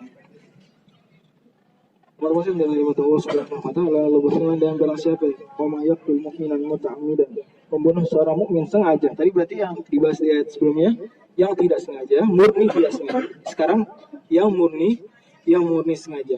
Fajazauhu maka hukumnya sebenarnya hukuman dia yang pantas adalah fajazau jahannam khalidan fiha dia kekal dalamnya wa ghadiballahu alaihi Allah murka atasnya wa la'anahu dan melaknatnya dia menjauhkan dari rahmatnya wa addalahu azaban azima yang mengazabnya dengan siksaan yang sangat besar. Dan ayat ini sama sekali tidak bisa dipahami bahwasanya orang yang membunuh itu kekal di neraka. Tidak. Allah mengatakan di sini bagaimana? Fajazauhu jahannam khalidan fiha. Allah membalasnya dengan jahanam dan mereka kekal di neraka jahanam. Tapi ini balasan yang sebenarnya. Bagaimana memahami ayat ini? Ini banyak cara. Ya, tapi cara yang dipilih oleh Syekh Sa'di rahimahullah dalam tafsir beliau yang kita jadikan rujukan dan juga ini dikuatkan oleh Al-Hafidz Katsir sebelumnya bahkan diisyaratkan oleh beliau. Yaitu maksudnya adalah ini sebenarnya balasan yang paling cocok. Akan tapi karena seorang mungkin mukmin, maka dia tidak jadi kekal, dia diselamatkan oleh tauhidnya. Padahal kalau nggak ada tauhidnya, maka sebenarnya kalau membunuh itu hukumannya kekal di neraka. Nah sekarang saya tanya, kalau ada orang membunuh kemudian nggak bertobat masuk neraka, kekal nggak nerakanya? Tidak. Kenapa? Karena ada tauhidnya, ada sesuatu yang menyelamatkan dia kelak. Memang demikian dalam hadis syariat Bukhari Muslim di mana Allah Subhanahu wa taala pada akhirnya nanti akan nyuruh malaikat keluarin yang punya iman seberat gandum gitu. Kemudian seberat gandum yang tipis, kemudian seberat zarah. Ya, kalau kita mungkin bahasanya sekarang seberat misalnya apa ya? Yang besar tuh atau apa sih yang besar sih? Golongan 8A itu gede-gede ya. Ya, golongan 8A itu gede-gede. Terus sampai yang golongan 1A tuh hidrogen ya. Sampai yang kecil gitu. Sampai yang cuma punya satu kulit gitu ya. Ini masih ingat ya, mudah-mudahan masih nyambung. Saya sih udah lupa dikit gitu ya, mohon maaf. Pokoknya gitu. Jadi sedikit apapun iman seorang itu nanti akan keluar dari neraka. Sedikit apapun iman seorang akan keluar dari neraka. Tapi semakin sedikit imannya, semakin lama keluarnya dari neraka. Dan jangan dianggap remeh, nggak apa-apa, misalnya saya muslim, terserah saya mau ngapain aja, enak aja. Kamu tahan nggak sedetik di neraka? Jangan seperti orang Yahudi yang mengatakan lantamasana naru ila ayyam ma'dudah. Dalam surat lain ayyam ma'dudat. Kata mereka nggak apa-apa, kita masuk neraka cuma bentar Muhammad. Enggak gitu. Ini sombong sekali orang Yahudi. Orang Muslim tidak seperti itu. Bahkan doa orang Muslim bagaimana? Wakina itu benar, bukannya minta. Ada nggak doa minta diringankan apa namanya? Kayak nggak ada ya? Ada nggak? Jangan siksa aku kecuali sebentar, ada nggak doa gitu? Cari deh. Ada nggak? Nggak ada ya? Nggak ada. Doa jangan nanggung-nanggung seperti itu. Doa minta taubat, minta diampuni semuanya, minta selamat dari neraka. Oke. Jadi memahami ayat ini bukan berarti orang yang bunuh itu dia dosanya membuat dia kekal di neraka, tidak. Tapi justru seharusnya dia kekal, seharusnya. Yang cocok buat dia hukumannya apa? Kekal di neraka. Cuma karena dia bertauhid maka tidak jadi kekal. Gitu ya. Nah, teman-teman, wahai orang-orang yang beriman, idza darabatum fil ardi fatabayyanu. Idza darabatum fi sabilillah fatabayyanu. Tadi dalam qiraat Hamzah dan Kisai fatathabbatu yang artinya sama, tabayyun dan tatsabbut artinya sama-sama cek dan recheck. Jadi kalau kalian berjihad tolong cek dan recheck. Fala taqul liman alqa ilaikumussalam. Janganlah kalian ini membunuh ya orang-orang yang mengucapkan salam kepada kalian, assalamualaikum. Atau salamnya pendek, yaitu perdamaian. Jadi dia mengucapkan salam atau minta perdamaian, maka jangan dibunuh orang seperti itu. Iman alqa ilaikumussalam, atau tadi kita bacanya ilaikumussalam, lasta mu'minan. Kemudian kalian bilang ke mereka, kamu ini bukan orang beriman. Jadi kalau ada lagi berjihad, ya, tolong hati-hati siapa yang dibunuh. Ya. Atau jangan sampai kalian ada orang ucapin salam kepada kalian, assalamualaikum, lagi jihadnya. Assalamualaikum, ini padahal orang bukan pasukan, bukan teman. Siapa nih? Kasih salam lagi. Lasta mu'minan. Kamu ini bukan orang iman nih. Ini apaan? Cuma membela diri aja. Ya. Alibi aja kamu nih. Modus. Syahadat kamu modus gitu ya. Kayak gitu enggak boleh, ini dilarang sama Allah. Karena tujuan jihad bukan ngebunuhin orang. Tujuan jihad biar orang masuk Islam, bukan ngebunuhin orang. Maka orang yang mengaku muslim bersyahadat saat perang berkecamuk sekalipun itu dianggap dia muslim dengan menutup mata dia ini motifnya apa gitu ya, nggak boleh. Lastamina tapi taguna arbal hayatid dunia, kamu ini membunuh dia jangan-jangan cuma pengen ngambil gonimaya saja, pengen ngambil salapnya saja. Wah, ini karena pengen ngambil hartanya kamu bunuh, kamu menuduh dia tidak serius Islamnya, nggak boleh. Atau Allah SWT, fa'indullahi ma'wan mukatsirun, pada Allah punya harta yang jauh lebih banyak, rezeki yang jauh lebih besar daripada itu. Maka Allah Subhanahu wa taala tadi, fa'indullahi ma'wan mukatsirun. Dan dulu kalian juga seperti itu. Dulu kalian juga seperti itu. Apa kalian begitu masuk Islam? Jadi Allah menyinggung para sahabat. Dan kasus ayat ini turun berkaitan dengan seorang sahabat yang mulia namanya Usamah bin Zaid. Usamah bin Zaid adalah ini bahkan kekasih anak favoritnya Rasul ya, cucu favoritnya Rasul, cucu dalam tanda kutip. Artinya Rasul punya anak yang dulu disebut anak angkat, kemudian anak angkat ini punya anak, ya, maka dia disebut hibbi Rasulillah. Jadi kecintaan anaknya, kecintaan Rasul. Zaid itu bapaknya, itu Rasul cinta sekali sama dia. Usama ini Rasul juga cinta banget sama dia. Tapi begitu Usama ini dengan semangat mudanya menebas orang yang mengatakan la ilaha illallah dengan alasan wahai Rasul, dia kan innama qalahu ta'awudzan. Dia itu ngomong la ilaha illallah, ngucapin salam cuma ngebela diri aja. Masa udah terpojok baru syahadat gitu ya. Malah dalam riwayat lain Bukhari Muslim juga, orang yang bilang syahadat ini, orang yang mengucapkan salam ini ngapain? Sebelumnya sudah melukai beberapa orang muslim. Dia udah melukai beberapa orang muslim, begitu dia dikejar dia ngapain? Syahadat. Mungkin ngucapin salam, ya damai. Sama Usama diapain? Nah, akhirnya dia habis. Kata Rasulullah SAW, "Madza tasna'u bi la ilaha illallah?" Kamu ngapain sama nanti kalau kamu berhadapan dengan la ilaha illallah? Dalam riwayat lain, asyaqaq tasadruh, apa kamu membelah dadanya? Kok bisa tahu isi hatinya? Seperti itu. Terus Rasul menegur Usama dengan teguran yang keras, sampai Usama bilang apa? Hatta waditu, dalam riwayat lain, hatta tamannaitu anni lam akun aslamu qabla dzalikal yaum. Sampai saya itu berandai-andai saya itu belum masuk Islam sebelum hari itu. Artinya saking merasa dosa besar banget nih. Coba masuk Islamnya baru hari itu, kan kehapus.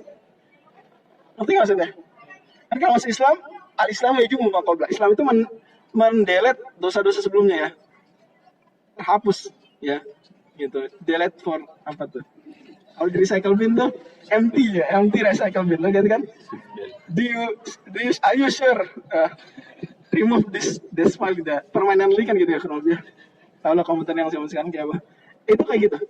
Nah, Usama saking merasa dosanya besar banget, dia berandai-andai seandainya baru masuk Islam hari itu.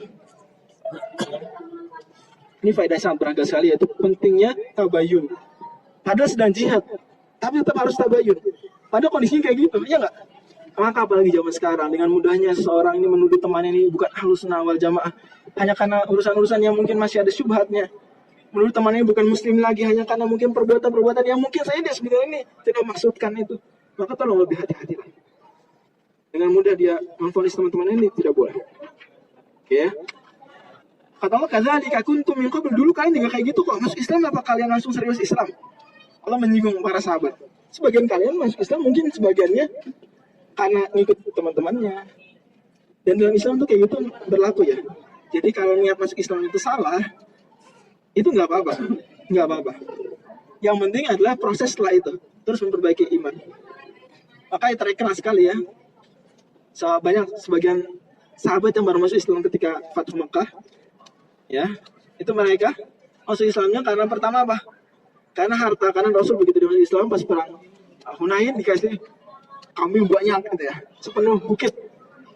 Seneng kan dia ya, gitu ya. Tadinya kata dia dulu saya masuk Islam seneng karena seneng duit. Lama-lama saya akhirnya seneng Islam, itu nggak apa-apa. Makanya ada zakat khusus untuk mu'alaf. Zakat untuk mu'alaf tujuannya apa? Ya nggak apa-apa lah, dia mungkin senang-senang dulu dapat duit gitu ya. Dan apa nggak apa-apa. Yang penting nanti proses setelah itu. Jadi masuk Islam itu mudah. Pernah ada suatu kasus seorang ustadz muda itu disuruh ini syahadatin orang. Tapi ustadz muda ini dilarang, jangan dulu ustadz. Kenapa? Kita uji dulu dia iman. Wah, nggak bisa gitu, kesian orang kan nggak jadi masuk Islam, diuji imannya dulu. Kamu sendiri apa udah teruji imannya? Gitu. Enggak, kalau mau masuk Islam mudah caranya, tidak dipersulit. Harus baca dulu gini, enggak. Coba lihat orang-orang masuk Islam zaman Rasul. Apakah Rasul ajarin dulu rukun? Oh semuanya runut gitu ya. Kami ikut dulu pengajian usul salasah gitu ya. Enggak. Ini pengajian kita enggak. Islam sangat mudah. Bahkan orang yang seperti ini kondisinya dalam kecamuk perang, kemudian dia la ilaha illallah dalam keadaan terdesak sekalipun, itu sebenarnya dia sudah masuk Islam. Adapun urusan setelah itu, maka itulah fungsinya Islam sebagai agama pendidikan. Mendidik supaya menguatkan iman. Gitu ya. Makanya kalian yang lahirnya muslim, apa sah nggak muslimnya?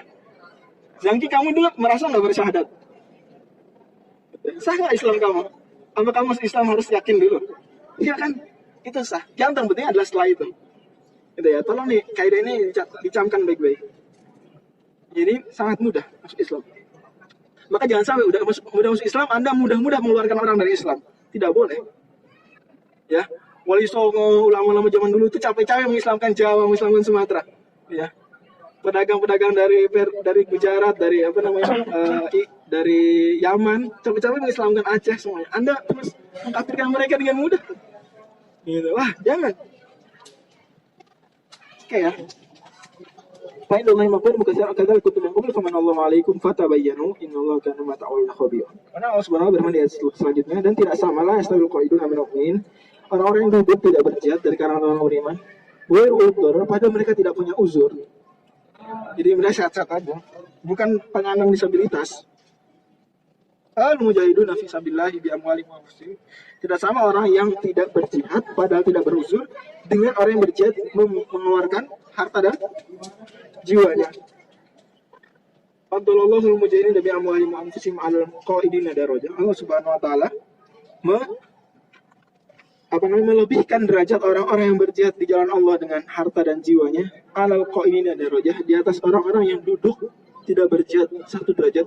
Wa kullu wa'adallahu husna, kedua kelompok ini orang yang tidak berjihad karena uzur dan orang yang berjihad Allah berikan pahala kebaikan.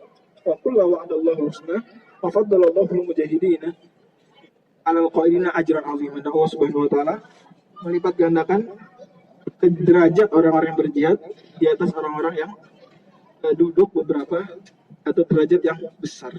Kata para ulama di sini ada 3 kelompok. Yang pertama adalah kelompok yang berjihad dengan harta dan jiwanya.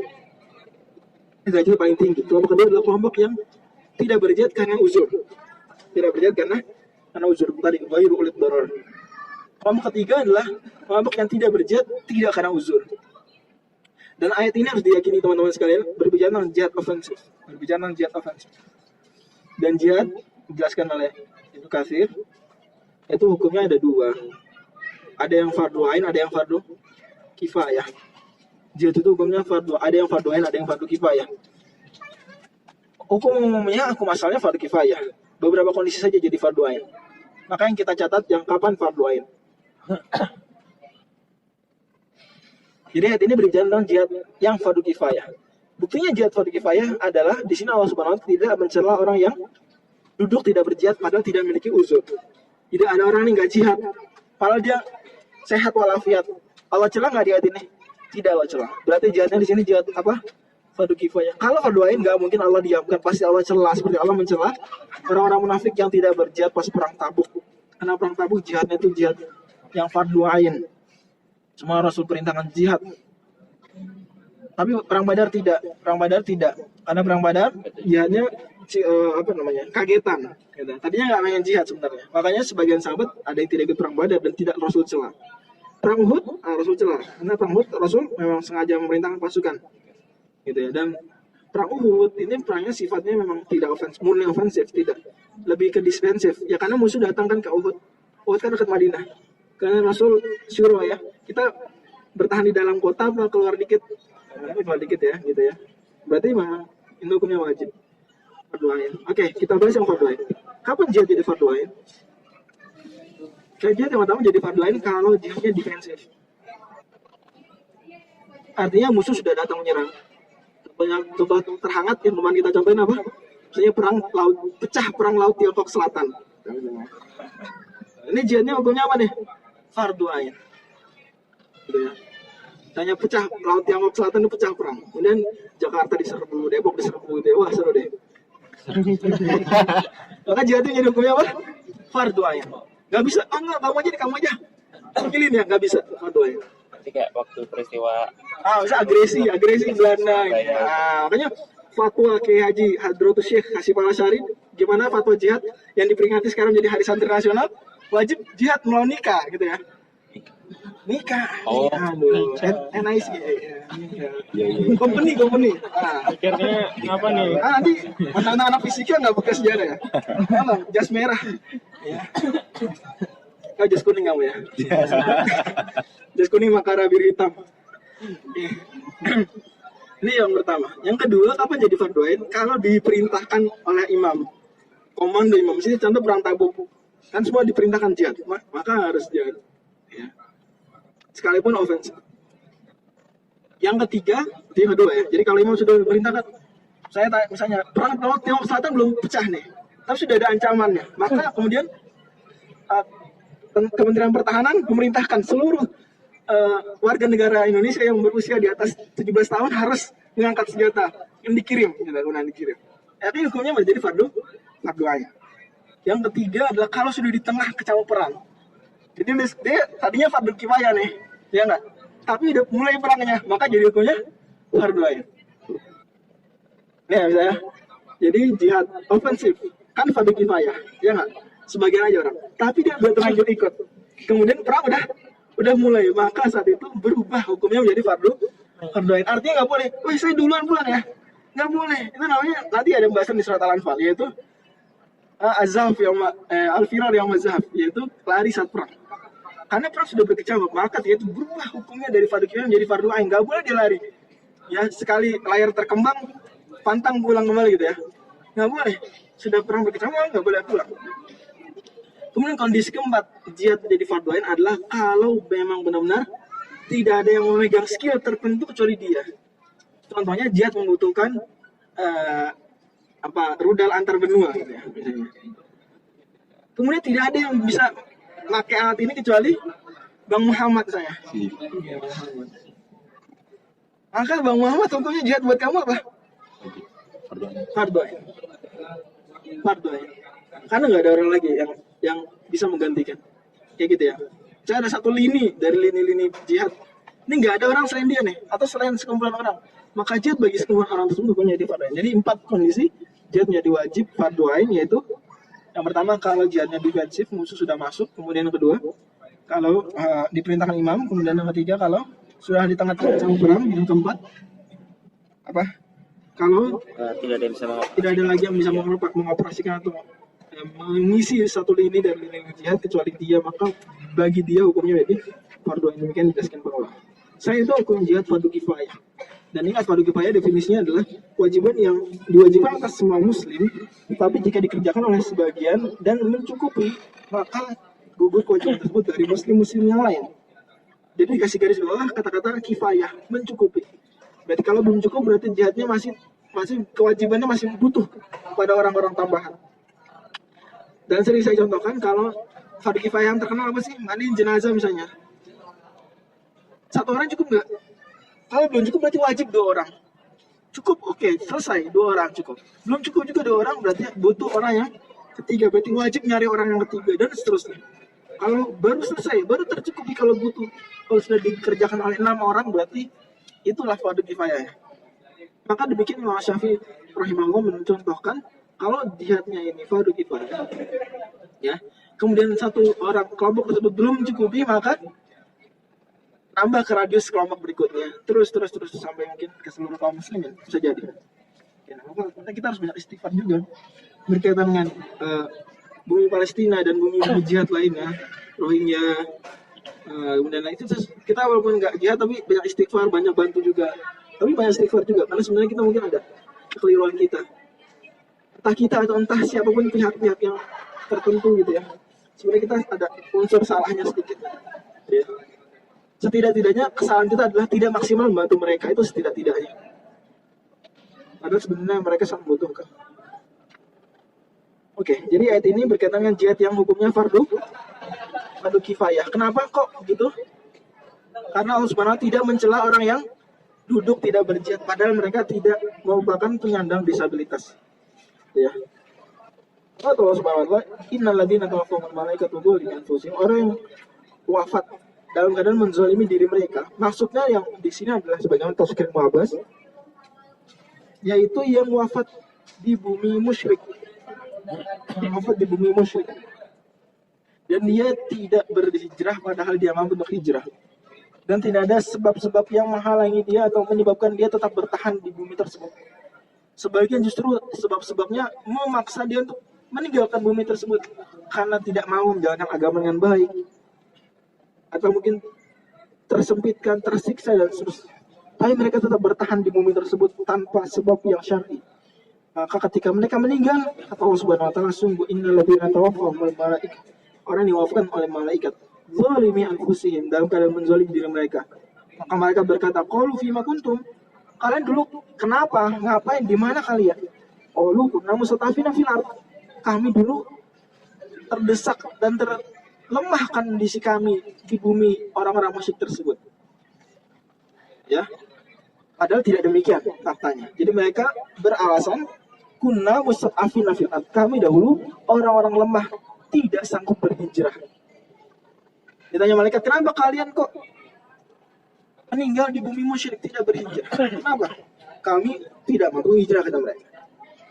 Allah Subhanahu wa taala dalam lisan malaikat, bukankah bumi Allah ini luas? Fatuhajiru fiha, maka kalian bisa berhijrah kemana saja? Ke Madinah kah? Ke Habasyah kah? Dan seterusnya. Maka tahu mereka itu orang-orang yang kelak akan menghuni neraka, dan itu adalah tempat kembali yang buruk. Kecuali orang-orang yang benar-benar lemah dari kalangan anak-anak, perempuan ataupun laki-laki. Rijal wan nisa wal wildan la yastati'una hilah. Mereka tidak mampu mengelak, menghindar, berhijrah sembunyi-sembunyi. Wala yahtaduna sabila, mereka juga tidak mampu menemukan jalan menuju tempat hijrah. Jadi kondisi mereka dua. Yang pertama mereka lemah, tidak bisa hijrah baik terang-terangan, baik sembunyi-sembunyi apalagi terang-terangan. Yang kedua mereka mungkin mampu tapi mereka tidak mengetahui cara untuk mencapai tempat hijrahnya. Kan belum ada Google Maps ya.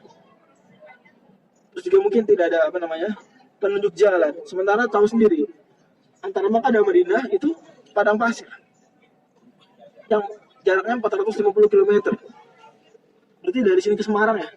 Gitu tuh. Hijrah itu dari Depok ke Semarang, Bang Muhammad. Mana Semarang? Bayangin. Ya. Kira-kira kalau padang pasir dari Jakarta ke Semarang, padang pasir, dia nggak ada jalannya. Kira-kira bisa tersesat nggak kalau nggak tahu jalan? Nah, inilah orang-orang yang Allah Subhanahu Wa Taala kasih uzur. Ilal mustadafina minar rijali wan nisa'i wal wildani la yastati'una ila wa la yahtaduna sabila. Maka mereka itulah orang-orang yang mudah-mudahan Allah Subhanahu Wa Taala maafkan, dan Allah Subhanahu Wa Taala memaafkan lagi Maha Mengampuni. Orang siapa yang berhijrah keluar dari rumahnya untuk berhijrah, wa may yuhajir fi sabilillah yajid fil ardi muragaman katsiran was'ah. Dia akan menemukan tempat pengganti yang banyak. Muragaman tafsirnya ada dua. Yang pertama adalah tempat tinggal pengganti. Yang pertama adalah mutahawwalan, tempat tinggal pengganti. Makna kedua dari muragaman adalah membuat kesal orang-orang musyrik. Membuat kesal orang-orang musyrik. Jadi ada dua faedah hijrah yang Allah sebutkan. Dari kata muragaman yang pertama adalah dia akan mendapatkan tempat tinggal pengganti yang banyak. Jadi ketika meninggalkan Mekah, maka banyak tempat tinggal lain, Madinah dan sekitarnya. Yang kedua akan membuat kesal orang-orang musyrik. Jadi muragaman maknanya juga membuat kesal. Dari kata-kata argoma. Argoma yurgimu, membuat kesal. Rogima anfumrin gitu ya. Wasa'ah dan juga keluasan. Dari harta, dari jiwa, dari ibadah. Jadi jangan dikira ketika berhijrah akan menjadi miskin. Ya mungkin kelihatannya demikian. Soalnya Abdurrahman bin Auf ketika hijrah bagaimana dia? Dia di Mekah bagaimana Abdurrahman? Konglomerat. Pas hijrah tidak membawa uang. Ya gimana membawa uang? Sehingga ketika itu nggak ada ATM, nggak ada debit card untuk menyimpan uang, sehingga nggak bisa hijrah ngantongin duit 1 M di kantong, nggak bisa. Dulu kalau mau nganterin dinar gitu ya mesti bawa banyak, ya nggak? Dan nggak mungkin ketahuan orang Quraisy, dicegat, ya.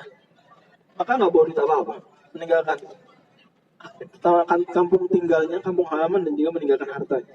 Sampai di Madinah apa jadi miskin? Enggak, awal-awalnya aja kayak nggak punya duit. Tapi kemudian dia ditawari, kamu nggak istri saya ambil nih satu yang paling kamu suka. Ini rumah saya bagi 2 deh. Nih, pokoknya dibagi-bagi 2 deh. Tapi kata Abdurrahman bin Auf, jazakallahu khairan wa barakallahu fi malika wa ahlika, dulani ala suq gitu ya. Kasih tau pasar aja deh. Gimana? Akhirnya jadi kaya kan? Kaya lagi. Abu Bakar juga sama. Abu Bakar ketika menemani Rasul hijrah apa bawa duitnya semua di Makkah? Enggak bawa. Enggak mungkin, gimana membawa duitnya dari rumahnya semua. Seperti itu. Dan kisah yang terkenal ada kisah Suhaib. Suhaib gimana Suhaib? Suhaib orang Romawi, dia orang Eropa, jadi sahabat bule ya. Suhaibnya sahabat bule, jadi sahabat Rasul itu multiras, multinasional, multiras ya. Ini Suhaibnya Ar-Rumi, orang Romawi. Ya. Karena dia punya darah campur-campur Romawi. Ya. Walaupun dia aslinya ada darah Arabnya juga, cuma dia campur Romawi. Suhaib Ar-Rumi, dia ketika mau hijrah gimana? Kan bawa hartanya, tadinya bawa hartanya, kemudian dicegat sama orang Quraisy.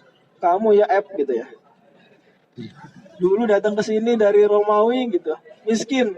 Sekarang udah kaya. Ibaratnya kayak orang Minang datang ke Jakarta, miskin. Ya, Bang Aris ya. Apa kabar Bang Aris? Terus udah kaya ninggalin Jakarta gitu, enak aja. Wah, kamu nih. Ini Suhaib juga sama, kamu datang sini miskin, sekarang udah kaya. Kemudian kamu ninggalin Mekah, bawa duit kamu semuanya.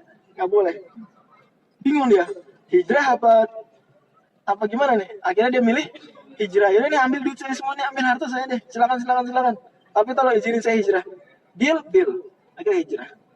Kata Rasulullah ketika sampai di sana, Robi halbaya. Untung kamu, Suhaib. Untung, jual beli kamu untung. Yaitu membeli tiket hijrah dengan seluruh hartanya. Kata Rasul, itu untung. Tiket hijrahnya itu gak rugi. Karena jauh lebih menguntungkan. Dan benar, ternyata Suhaib jadi kaya lagi ketika di Madinah. Demikian. Gak ada sahabat jadi miskin di Madinah, gak ada. Yang ada jadi kaya. Yang ada malah seperti Abu Hurairah, Ibnu Mas'ud, dan sama-sama Bilal, miskin-miskin. Setelah hijrah ke Madinah, nanti jadi orang-orang besar, ya. Jadi Abdullah bin Maktum, gitu. Abu Hurairah enggak, Ibnu Maktum maksud saya tadi. Ibnu Maktum dan seterusnya. Ibnu Maktum bisa jadi gubernur. Ya, Bilal juga sama, jadi masya Allah. Jadi wasa. Allah Subhanahu wa taala, "Wa may yakhruju min baitihi muhajiran ilallahi wa rasulihi, tsumma yudrikuhul maut." Dan barang siapa yang keluar berhijrah meninggalkan rumahnya, kemudian di tengah perjalanan dia keburu meninggal dunia, faqad waqa ajru 'ala Allah, sungguh telah tetap pahalanya buat dia. Jadi pahalanya itu sudah tercatat, pahala hijrah. Jadi siapa yang meniat hijrah kemudian meninggal di tengah jalan, maka pahalanya pahala hijrah sempurna. Dan ini terjadi di sebagian sahabat. Ada yang mau hijrah meninggal di perjalanan, diketahui seorang musyrik, rasain. Kata Allah enggak, wa may yakhruju min baitihi muhajiran ilallahi wa rasulihi, tsumma yudrikuhul maut, faqad waqa ajru 'ala Allah. Jadi juga kisah yang terkenal, kisah riwayat Muslim, di mana ada seorang yang membunuh 99 nyawa. Kemudian dia kebingungan, bagaimana saya mau bertobat? Dan kisah ini kisah Bani Israel. Kemungkinan besar dia beragama Yahudi. Maksudnya era zaman syariat Nabi Musa alaihissalam. Kemudian dia mencari orang untuk taubat. Maka dia didatangkan kepada ahli ibadah. Kemudian kata ahli ibadah, bagaimana mungkin Allah menerima taubat kamu, sudah 99 nyawa kamu tumpahkan darahnya tanpa hak. Maka karena dia kesal dengan penuh kemarahan, akhirnya dia genapkan kasus pembunuhan menjadi 100 kasus. Alan Bang Khazan, Masya Allah, kita kedatangan Bang Khazan Al-Habib. Alan. Kemudian kata orang-orang ketika itu, dia pengen bertobat lagi. Ditunjukin sekarang ke siapa? Ke orang yang berilmu, ke ahli ilmu. Kata ahli ilmu ini, wa man yahulu bainaka wa bainat taubat. Siapa yang bisa menghalangi kamu dari taubat? Dan dikasih tahu cara taubat, kemudian disuruh ngapain? Berhijrah ke kota yang di situ ada orang-orang soleh. Maka akhirnya apa yang dilakukan orang ini? Dia benar-benar pergi berhijrah ke tempat tersebut. Sampai enggak? Tidak sampai, meninggal di tengah perjalanan. Kemudian apa yang terjadi? Datang dua malaikat. Malaikat rahmat dan malaikat azab. Apa yang dilakukan mereka berdua? Saling bersih tegang. Malaikat rahmat bilang apa? Wah, dia mau hijrah, maka ini bagian saya akan berikan dia rahmat. Kemudian malaikat yang azab ngapain bilangnya? Dia belum sampai bro, berarti bagian saya akan mengazabnya. Kemudian apa yang terjadi? Allah Subhanahu wa ta'ala mengutus seorang malaikat lagi menengahi. Kata malaikat yang ketiga, yuk kita ukur dekat mana antara dia dengan tempat hijrahnya. Kalau lebih dekat ke tempat hijrahnya berarti dia dapat rahmat. Kalau dia lebih dekat ke tempat sebelumnya berarti dia dapat azab. Kemudian sebelum diukur, apa yang dilakukan oleh Allah Subhanahu wa taala? Allah firmankan ke bumi tempat taubat, mendekatlah. Allah firmankan ke bumi tempat sebelumnya, menjauhlah. Pas diukur ternyata lebih dekat ke bumi tempat dia mau hijrah, akhirnya dia diambil oleh malaikat rahmat. Kisah ini berarti menunjukkan bahwasanya niat hijrah itu sudah tercatat sebagai pahala sempurna. Makanya ketika Rasulullah SAW bersabda, innamal a'malu binniyat, amal yang diberikan contoh amal apa? Hijrah. Aman kana hijratuhu ilallahi wa rasulih. Karena demikian hijrah adanya. Hijrah dari semua taat adalah amalan yang sangat berat. Amalan yang sangat berat. Banyak orang yang tidak mau pindah. Misalnya ada lulusan UI gitu ya. Kemudian dapat kerja di Kuningan, dapat kerja di Senayan, dapat kerja di Sudirman gitu ya. Kemudian dibutuhkan oleh kampungnya, yuk sarjana membangun desa. Sulit sekali kayaknya untuk pulang kampungnya, nggak benar nggak Bang Zangki ini? Berat kayaknya ya. Berat ya. Anda bayangkan hijrah itu lebih berat daripada itu. Anda bisa bayangkan. Bang Hamdi kira-kira kalau udah praktek di rumah sakit besar di Jakarta, disuruh ke Samarinda, kira-kira ringan nggak? Niatnya memang mau samarin. Oh, ini teman sama Masya Allah. Masya Allah. Ini sarjana teladan nih, dokter gigi teladan. Semoga Allah membanyakan orang-orang seperti ini. Ya. Itu contoh. Bang Muhammad kira-kira balik ke Samba, ke Pamekasan kira-kira ringan gak nih? Berat. Berat. Anda bisa bayangkan, hijrah itu seperti ini. Sudah kaya di Mekah, suruh hijrah lagi ke Madinah. Di Madinah nggak ada siapa-siapa. Memulai hidup dari nol. Anda yakin ya, orang muhajirin itu nggak punya rumah di Madinah. Nggak punya rumah. Jadi dulu punya rumah, punya tanah gede. Pas hijrah punya rumah nggak di Madinah? Nggak punya rumah. Makanya Rasul persaudarakan mereka. Supaya rumahnya ini sharing. Rumahnya sharing. Ya numpang dulu ya, nggak apa-apa ya. Orang muhajirin sampai dia usaha nih kaya. Nanti udah kaya beli rumah sendiri. Kayak gitu. Kayak gitu. Jadi hijrah ini nggak main-main. Makanya contoh amalan-amalan itu bisa hijrah. Qul wajibkan Allah ghafurur rahim. Surah kata Allah Subhanahu wa taala, sekarang ayatnya fikih lagi. Mau hijrah, mau pergi jauh, Allah Subhanahu wa taala mengisahkan. Dan kalau kalian pergi berjihad, pergi jauh gitu ya. Wa idza darabtum fil ardi, falaysa 'alaikum junahun, tidak dosa atas kalian. Antaqsuru min as-salati in khiftum an yaftinakum alladziina kafaru. Tidak dosa atas kalian, artinya boleh kalian mengkosor salat. Antaqsuru min as-salat. In khiftum an yaftinakum alladziina kafaru. Jika kalian takut diperangi oleh orang-orang kafir. Jadi ketika itu, di antara hikmah qasar adalah karena demi faktor keamanan. Faktor apa? Keamanan.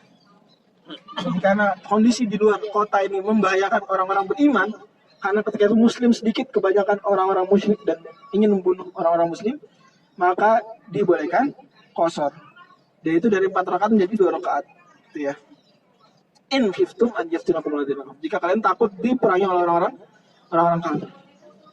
Innal kafirina kanu lakum aduwwan mubina, orang-orang kafir adalah musuhnya nyata bagi kalian. Kemudian Umar bin Khattab radhiyallahu anhu pernah ditanya oleh seorang tabi'in. Wahai Amirul Mukminin, sekarang kita yang kuat.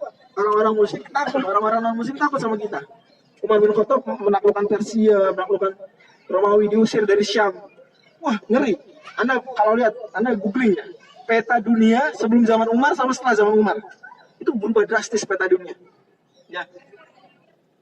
Anda bisa bayangkan, tadi itu Islam itu kita zona hijau itu cuma Arab saja, Mekah, Madinah dan sekitarnya, gitu ya. Sebagian Yaman, gitu ya. Pokoknya Jazirah Arab lah. Setelah zaman Umar, maka Irak, Iran, terus Syam, ya, Mesir, semuanya itu jadi zona hijau semuanya. Peta kita berubah drastis. Tadinya itu Irak, Iran itu Persia, beragama Majusi. Tadinya itu Syam, Suriah sekarang itu tadinya beragama Nasrani. Di Lebanon, Palestina, kemudian Yordania, Mesir juga sama. Jadi benar-benar Umar ini mengagungkan Islam, menguatkan Islam. Baik sebelum beliau jadi khalifah dan setelah jadi khalifah. Maka Umar ditanya, kita sudah masih boleh qasar nggak wahai Amirul Mukminin? Kenapa? Karena ayatnya gimana kata Allah? Kalau kalian takut akan diperangi oleh orang-orang kafir. Umar bin Khattab, apa jawaban beliau? Saya dulu pernah nanya gitu juga ke Nabi. Saya nanya Nabi pertanyaan yang persis. Kata Nabi, sadaqatu tasaddaqallahu biha alaikum faqbalu sadaqatah. Hadis riwayat Abu Daud, Imam Ahmad dan lain-lain. Itu adalah qasar, adalah hadiah atau sedekah yang Allah sedekahkan atas kalian, maka terimalah sedekah Allah. Artinya kata Rasul, meskipun dahulunya faktornya adalah faktor keamanan, sekarang sekalipun sudah tidak lagi kalian takut, maka tetap kalian dibolehkan qasar dalam rangka sedekah dari Allah Subhanahu wa taala, hadiah dari Allah Subhanahu wa taala. Gitu ya. Jadi boleh qasar, nggak boleh nggak? Boleh. Dan saya punya pertanyaan buat akhwat dan ikhwan sekalian. Qasar itu sebabnya itu apa? Apa karena safarnya bikin capek, apa karena jaraknya jauh? Nah, karena jaraknya, jadi qasar itu berkaitan dengan safar. Wa idza darabatum fil ard, darabatum bil ard ay safartum. Darabatum bil ard artinya safartum. Jadi kalau kalian safar. Jadi selama disebut safar, dan jarak safar menurut jumhur ulama adalah 16 farsakh atau 83 km lebih. Itu jumhur ulama, walaupun sebagian ulama mengatakan yang penting urf, yang penting sudah orang anggap safar maka sudah masuk safar. Tapi kalau hal 83 ini cukup kuat pendapat jumhur 4 mazhab semuanya. Artinya bisa digabungkan lah. Artinya kalau 82 km atau 90 km tapi orang nggak bilang safar maka nggak safar. Ya misalnya apa sih 90 km? Saya dari Lenteng Agung ke Ancol 90 km nggak? Nggak nyampe ya? Atau Cikampek ya? Tapi orang bilang safar nggak dari Jakarta Cikampek? Orang bilang safar nggak? Saya tanya nih, kira-kira disebut safar nggak dari sini Cikampek? Atau gini deh, apa? Enggak ya? Enggak. Dari sini Cikampek disebut safar nggak? Urufnya Bang Zaid Ya uruf orang umum, uruf itu orang umum. Kalau saya Jakarta Cikampek, hurufnya safar. Kalau Cikampek ya, kalau Bekasi enggak. Walaupun Bekasi di planet lain. Asal yang lain, saya orang Bekasi lah, jadi saya berani ngomong gini. Ya, anak semansa. Jadi berani ngomong gini, enggak. Tidak bermaksud menyinggung orang Bekasi. Saya yang terlalu dahulu disinggung kalau gitu. Tapi itu tuh orang bilang kosong enggak? Bilang safar enggak? Enggak ya, enggak. Tapi ke puncak orang bilang safar enggak? Jakarta bilang safar ya, padahal itu sebenarnya sama aja geser kabupaten. Jakarta Kabupaten Bogor, tapi orang bilang safar. Demikian. Jadi jarak dan uruf ini diperhitungkan sekali. Jadi patokan adalah jarak. Jadi sekalipun safarnya dengan pesawat sangat nyaman dan dalam waktu 1 jam coba. Beli Jakarta Samarinda berapa jam beli? Oke, 2 jam pesawat ya, 2 jam pesawat. Kosan nggak beli? Nggak, sebenarnya boleh kosan nggak sebenarnya? Boleh kosan. Kita terlepas nanti mau kosan atau enggak itu ada pembahasan sendiri ya. Karena dalam mazhab Syafi'i selama nggak memberatkan itu lebih utama tidak kosor. Itu dalam mazhab. Memang ada khilaf antara ulama. Yang penting kosor walaupun cuma 2 jam, gitu.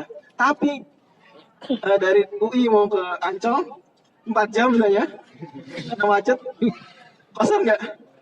Nggak kosor. Jadi patokannya adalah walaupun berat itu keringetan banget ya. Itu lebih capek mana? Jakarta Samarinda apa? Tadi apa tuh? Depok Ancol ini. Capean mana? Jangan naik busway loh, naik mobil pribadi. Jangan naik motor, naik mobil pribadi. Capean mana? Ya. Apalagi capean mungkin capean mobil biasa. Tapi itu patokannya adalah jarak. Patokannya adalah jarak. Oke. Demikian mungkin bahasan kita sampai sini dulu. Jadi sebenarnya banyak sekali dan bisa teman-teman sekalian ambil pelajarannya. Sebenarnya ada beberapa pembahasan lagi yang menarik, cuma karena waktu batas kita sampai maghrib maka dipersilakan untuk ngomong.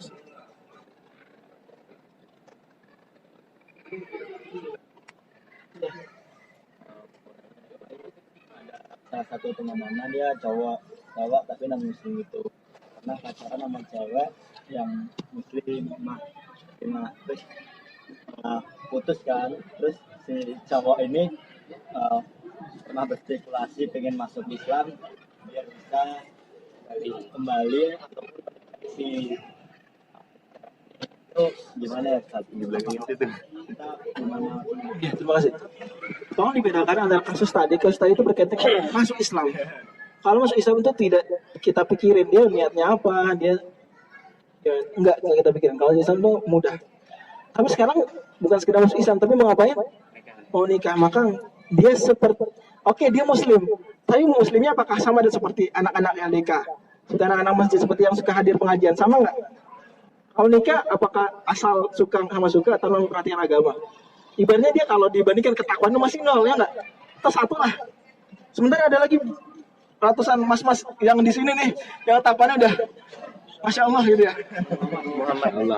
Muhammad. Ini tolong dibedakan ya. Untuk yang kayak gitu maka harus diperhatikan. Karena sudah banyak kasusnya. Jadi dia masuk Islam, gitu ya. Terus nikah, terus itu ngapain? Ya anaknya dibawa malah ke gereja. Dan seterusnya tuh udah sering. Udah banyak berulang kasusnya sehingga jangan masuk ke lubang yang sama. Tolong dibedakan. Masuk Islam, oke, masuk Islam. Iya, masuk Islam. Alhamdulillah. Gitu ya. Alhamdulillah. Tapi mau nikah, ntar dulu. Ya. Masa kita mau nikahin sama dia yang baru kayak gitu ya. Sementara ada mas-mas lagi nih yang di sini yang takutnya udah luar biasa, sudah menunjukkan keislaman sejak lama, mengorbankan dirinya untuk Islam, mengorbankan waktunya untuk Islam. Seperti itu. Ini berlaku juga untuk akhwat. Berlaku untuk ikhwan. Oh ya salah. Ini berlaku juga untuk ikhwan. Sorry. Kalau ada akhwat kayak gitu juga tolong ya. Masih banyak kok akhlak-akhlak yang masya Allah. Gitu. Kenapa Anda baru masuk Islam saja sudah spesial di mata Anda? Gitu. Berarti ada unsur lain, bukan agamanya berarti yang Anda pertimbangkan. Gitu. Tolong jujurlah pada diri Anda ketika mau memilih unsur. Berikutnya. Nah. Kan tadi jihad menjadi fardu ain kalau yang salah satunya diperintah oleh imam, Ustaz. Nah itu lebih tinggi mana, Ustaz, perintahnya imam sama orang tua? Jadi kalau orang tua Untuk imam, ada pertanyaan. Orang tua merintah jangan jihad, tapi pemerintah memerintah jihad. Ini orang tua kalah di sini kan, pemerintah. Tapi kalau pemerintahnya bilang kamu tanya orang tua kamu, baru beda lagi seperti Rasul SAW. Tapi kan Rasul malah bilang kamu ini tanya dulu orang tua kamu. Kalau di fa'in ajina atau ilah bujurah. Lagi. Dan bilang zangkir loh. Masalah niat dari umat yang mau lebih dari 80 salah mau ke sepakat. Boleh bilang jadi Enggak kosor. Kosor itu kalau sudah meninggalkan perumahan kota. Nah, ini kita di Jakarta ya, berarti meninggalkan sudah melewati batas Jakarta baru boleh kosor. kalau jamak Hah? kalau jamak Jamak. Oh, jamak itu urusannya lain, tidak berkaitan dengan safar. Jamak terkadang hador aja boleh. Beda. Kalau jamak itu beda dengan safar. Beda dengan kosor. Kosor itu kalau sudah keluar dari rumah. Kalau jamak enggak. Jamak itu urusannya berkaitan dengan hajat saja. Atau misal Rasul SAW kalau mau safar sebelum zuhur, jalannya sebelum zuhur ngapain? Rasul ngapain? Jamak takhir. Kalau jalannya setelah zuhur, Rasul jamak takdim. Tuh. Beda nggak? Beda ya. Tapi kalau kosor nggak? Kosor sudah. Tolong jangan disamakan sama ke bandara. Mungkin ke bandara sudah jaraknya mungkin saja. Ya nggak? Tapi saya rasa ya, kita ke Cengkareng itu sudah ngelewatin batas Jakarta belum? Sudah ya? Ya. Kalau gitu berarti boleh. Meskipun belum Kalau sampai satu Cengkarengnya, Ustaz. Bang Zangki kan pertanyaannya Pasar Senen ya. Pasar Senen Jakarta Pusat. Oh, enggak. Kalau Cengkareng sudah keluar Jakarta. Ya. Cengkareng ada beberapa tempat penting yang di luar Jakarta tapi dinisbatkan ke Jakarta seperti PNJ gitu ya. Sebenarnya Politeknik Negeri Depok sebenarnya. Cuma PNJ. UI, karena UI Jakarta gitu ya. Ya mungkin boleh lah kan ada kampus Jakarta. Terus UIN Jakarta, bandara juga Soekarno-Hatta itu kan beberapa tempat. Dia ada Jakarta tapi sebenarnya sudah di luar Jakarta. Sudah di luar. Sudah boleh kan sudah keluar dari batas kota. Cengkareng itu udah keluar Jakarta belum? Udah. Jadi kalau dulu zaman Imam Malik itu Imam Malik bilang keluar melewati rumah-rumah. Kan dulu kota tuh antar kota dengan kota tuh kosong ya. Ya enggak. Kalau sekarang Bekasi Jakarta mana nih ya batasnya kan langsung rumah gitu ya. Kalau dulu antar kota tuh kosong. Ya Riyadh, Mekah kan kosong ya. Jadi kalau sudah melewati batas rumah itu sudah boleh kosor. Kosor ya. Tolong bedakan kosor dengan jamak. Jamak itu mindahin waktu doang. Kalau kosor itu ngurangin jumlah rokat. Lebih ketat kosor daripada jamak. Oke, terakhir mungkin Bang Zed tadi nanya Bang. Kosor bakal terikat dengan jamak. Hah? Enggak. Kosor, jamak. Terkadang malah kita kosor tapi nggak jamak gitu. Terkadang. Seperti misalnya kalau leluasa, maka kosor aja nggak jamak. Kita jauh tapi leluasa itu baik kosor saja tidak jamak dan sebagainya. Tadi kan ada tentang keutamaan hijrah. Itu apa ada kaitannya dengan perantau gitu, Ustaz? Kayak kan mereka sama-sama safar gitu. Apakah Nah, ada hijrah tempat beda ya?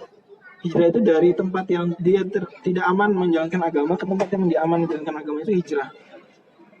Bahkan hijrah itu tidak harus ke Darul Islam, cukup ke tempat di mana dia lebih aman menjalankan ibadahnya.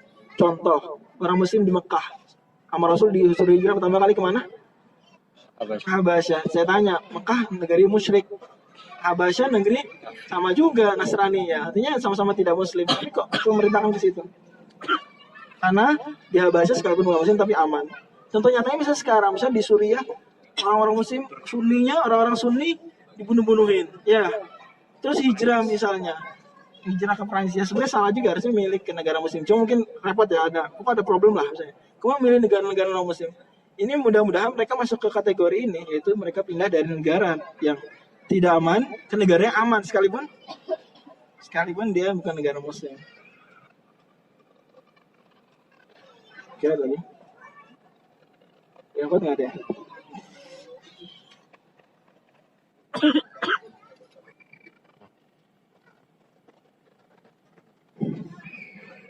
Ustaz, Masalah no. kalau misal anak yang belum balik membunuh gitu Ustaz, itu gimana hukum? Anak yang belum balik membunuh ini Itu orang tuanya yang dihukum atau gimana? ya tidak berdosa. Takdir saja, takdir. Dari imam terserah.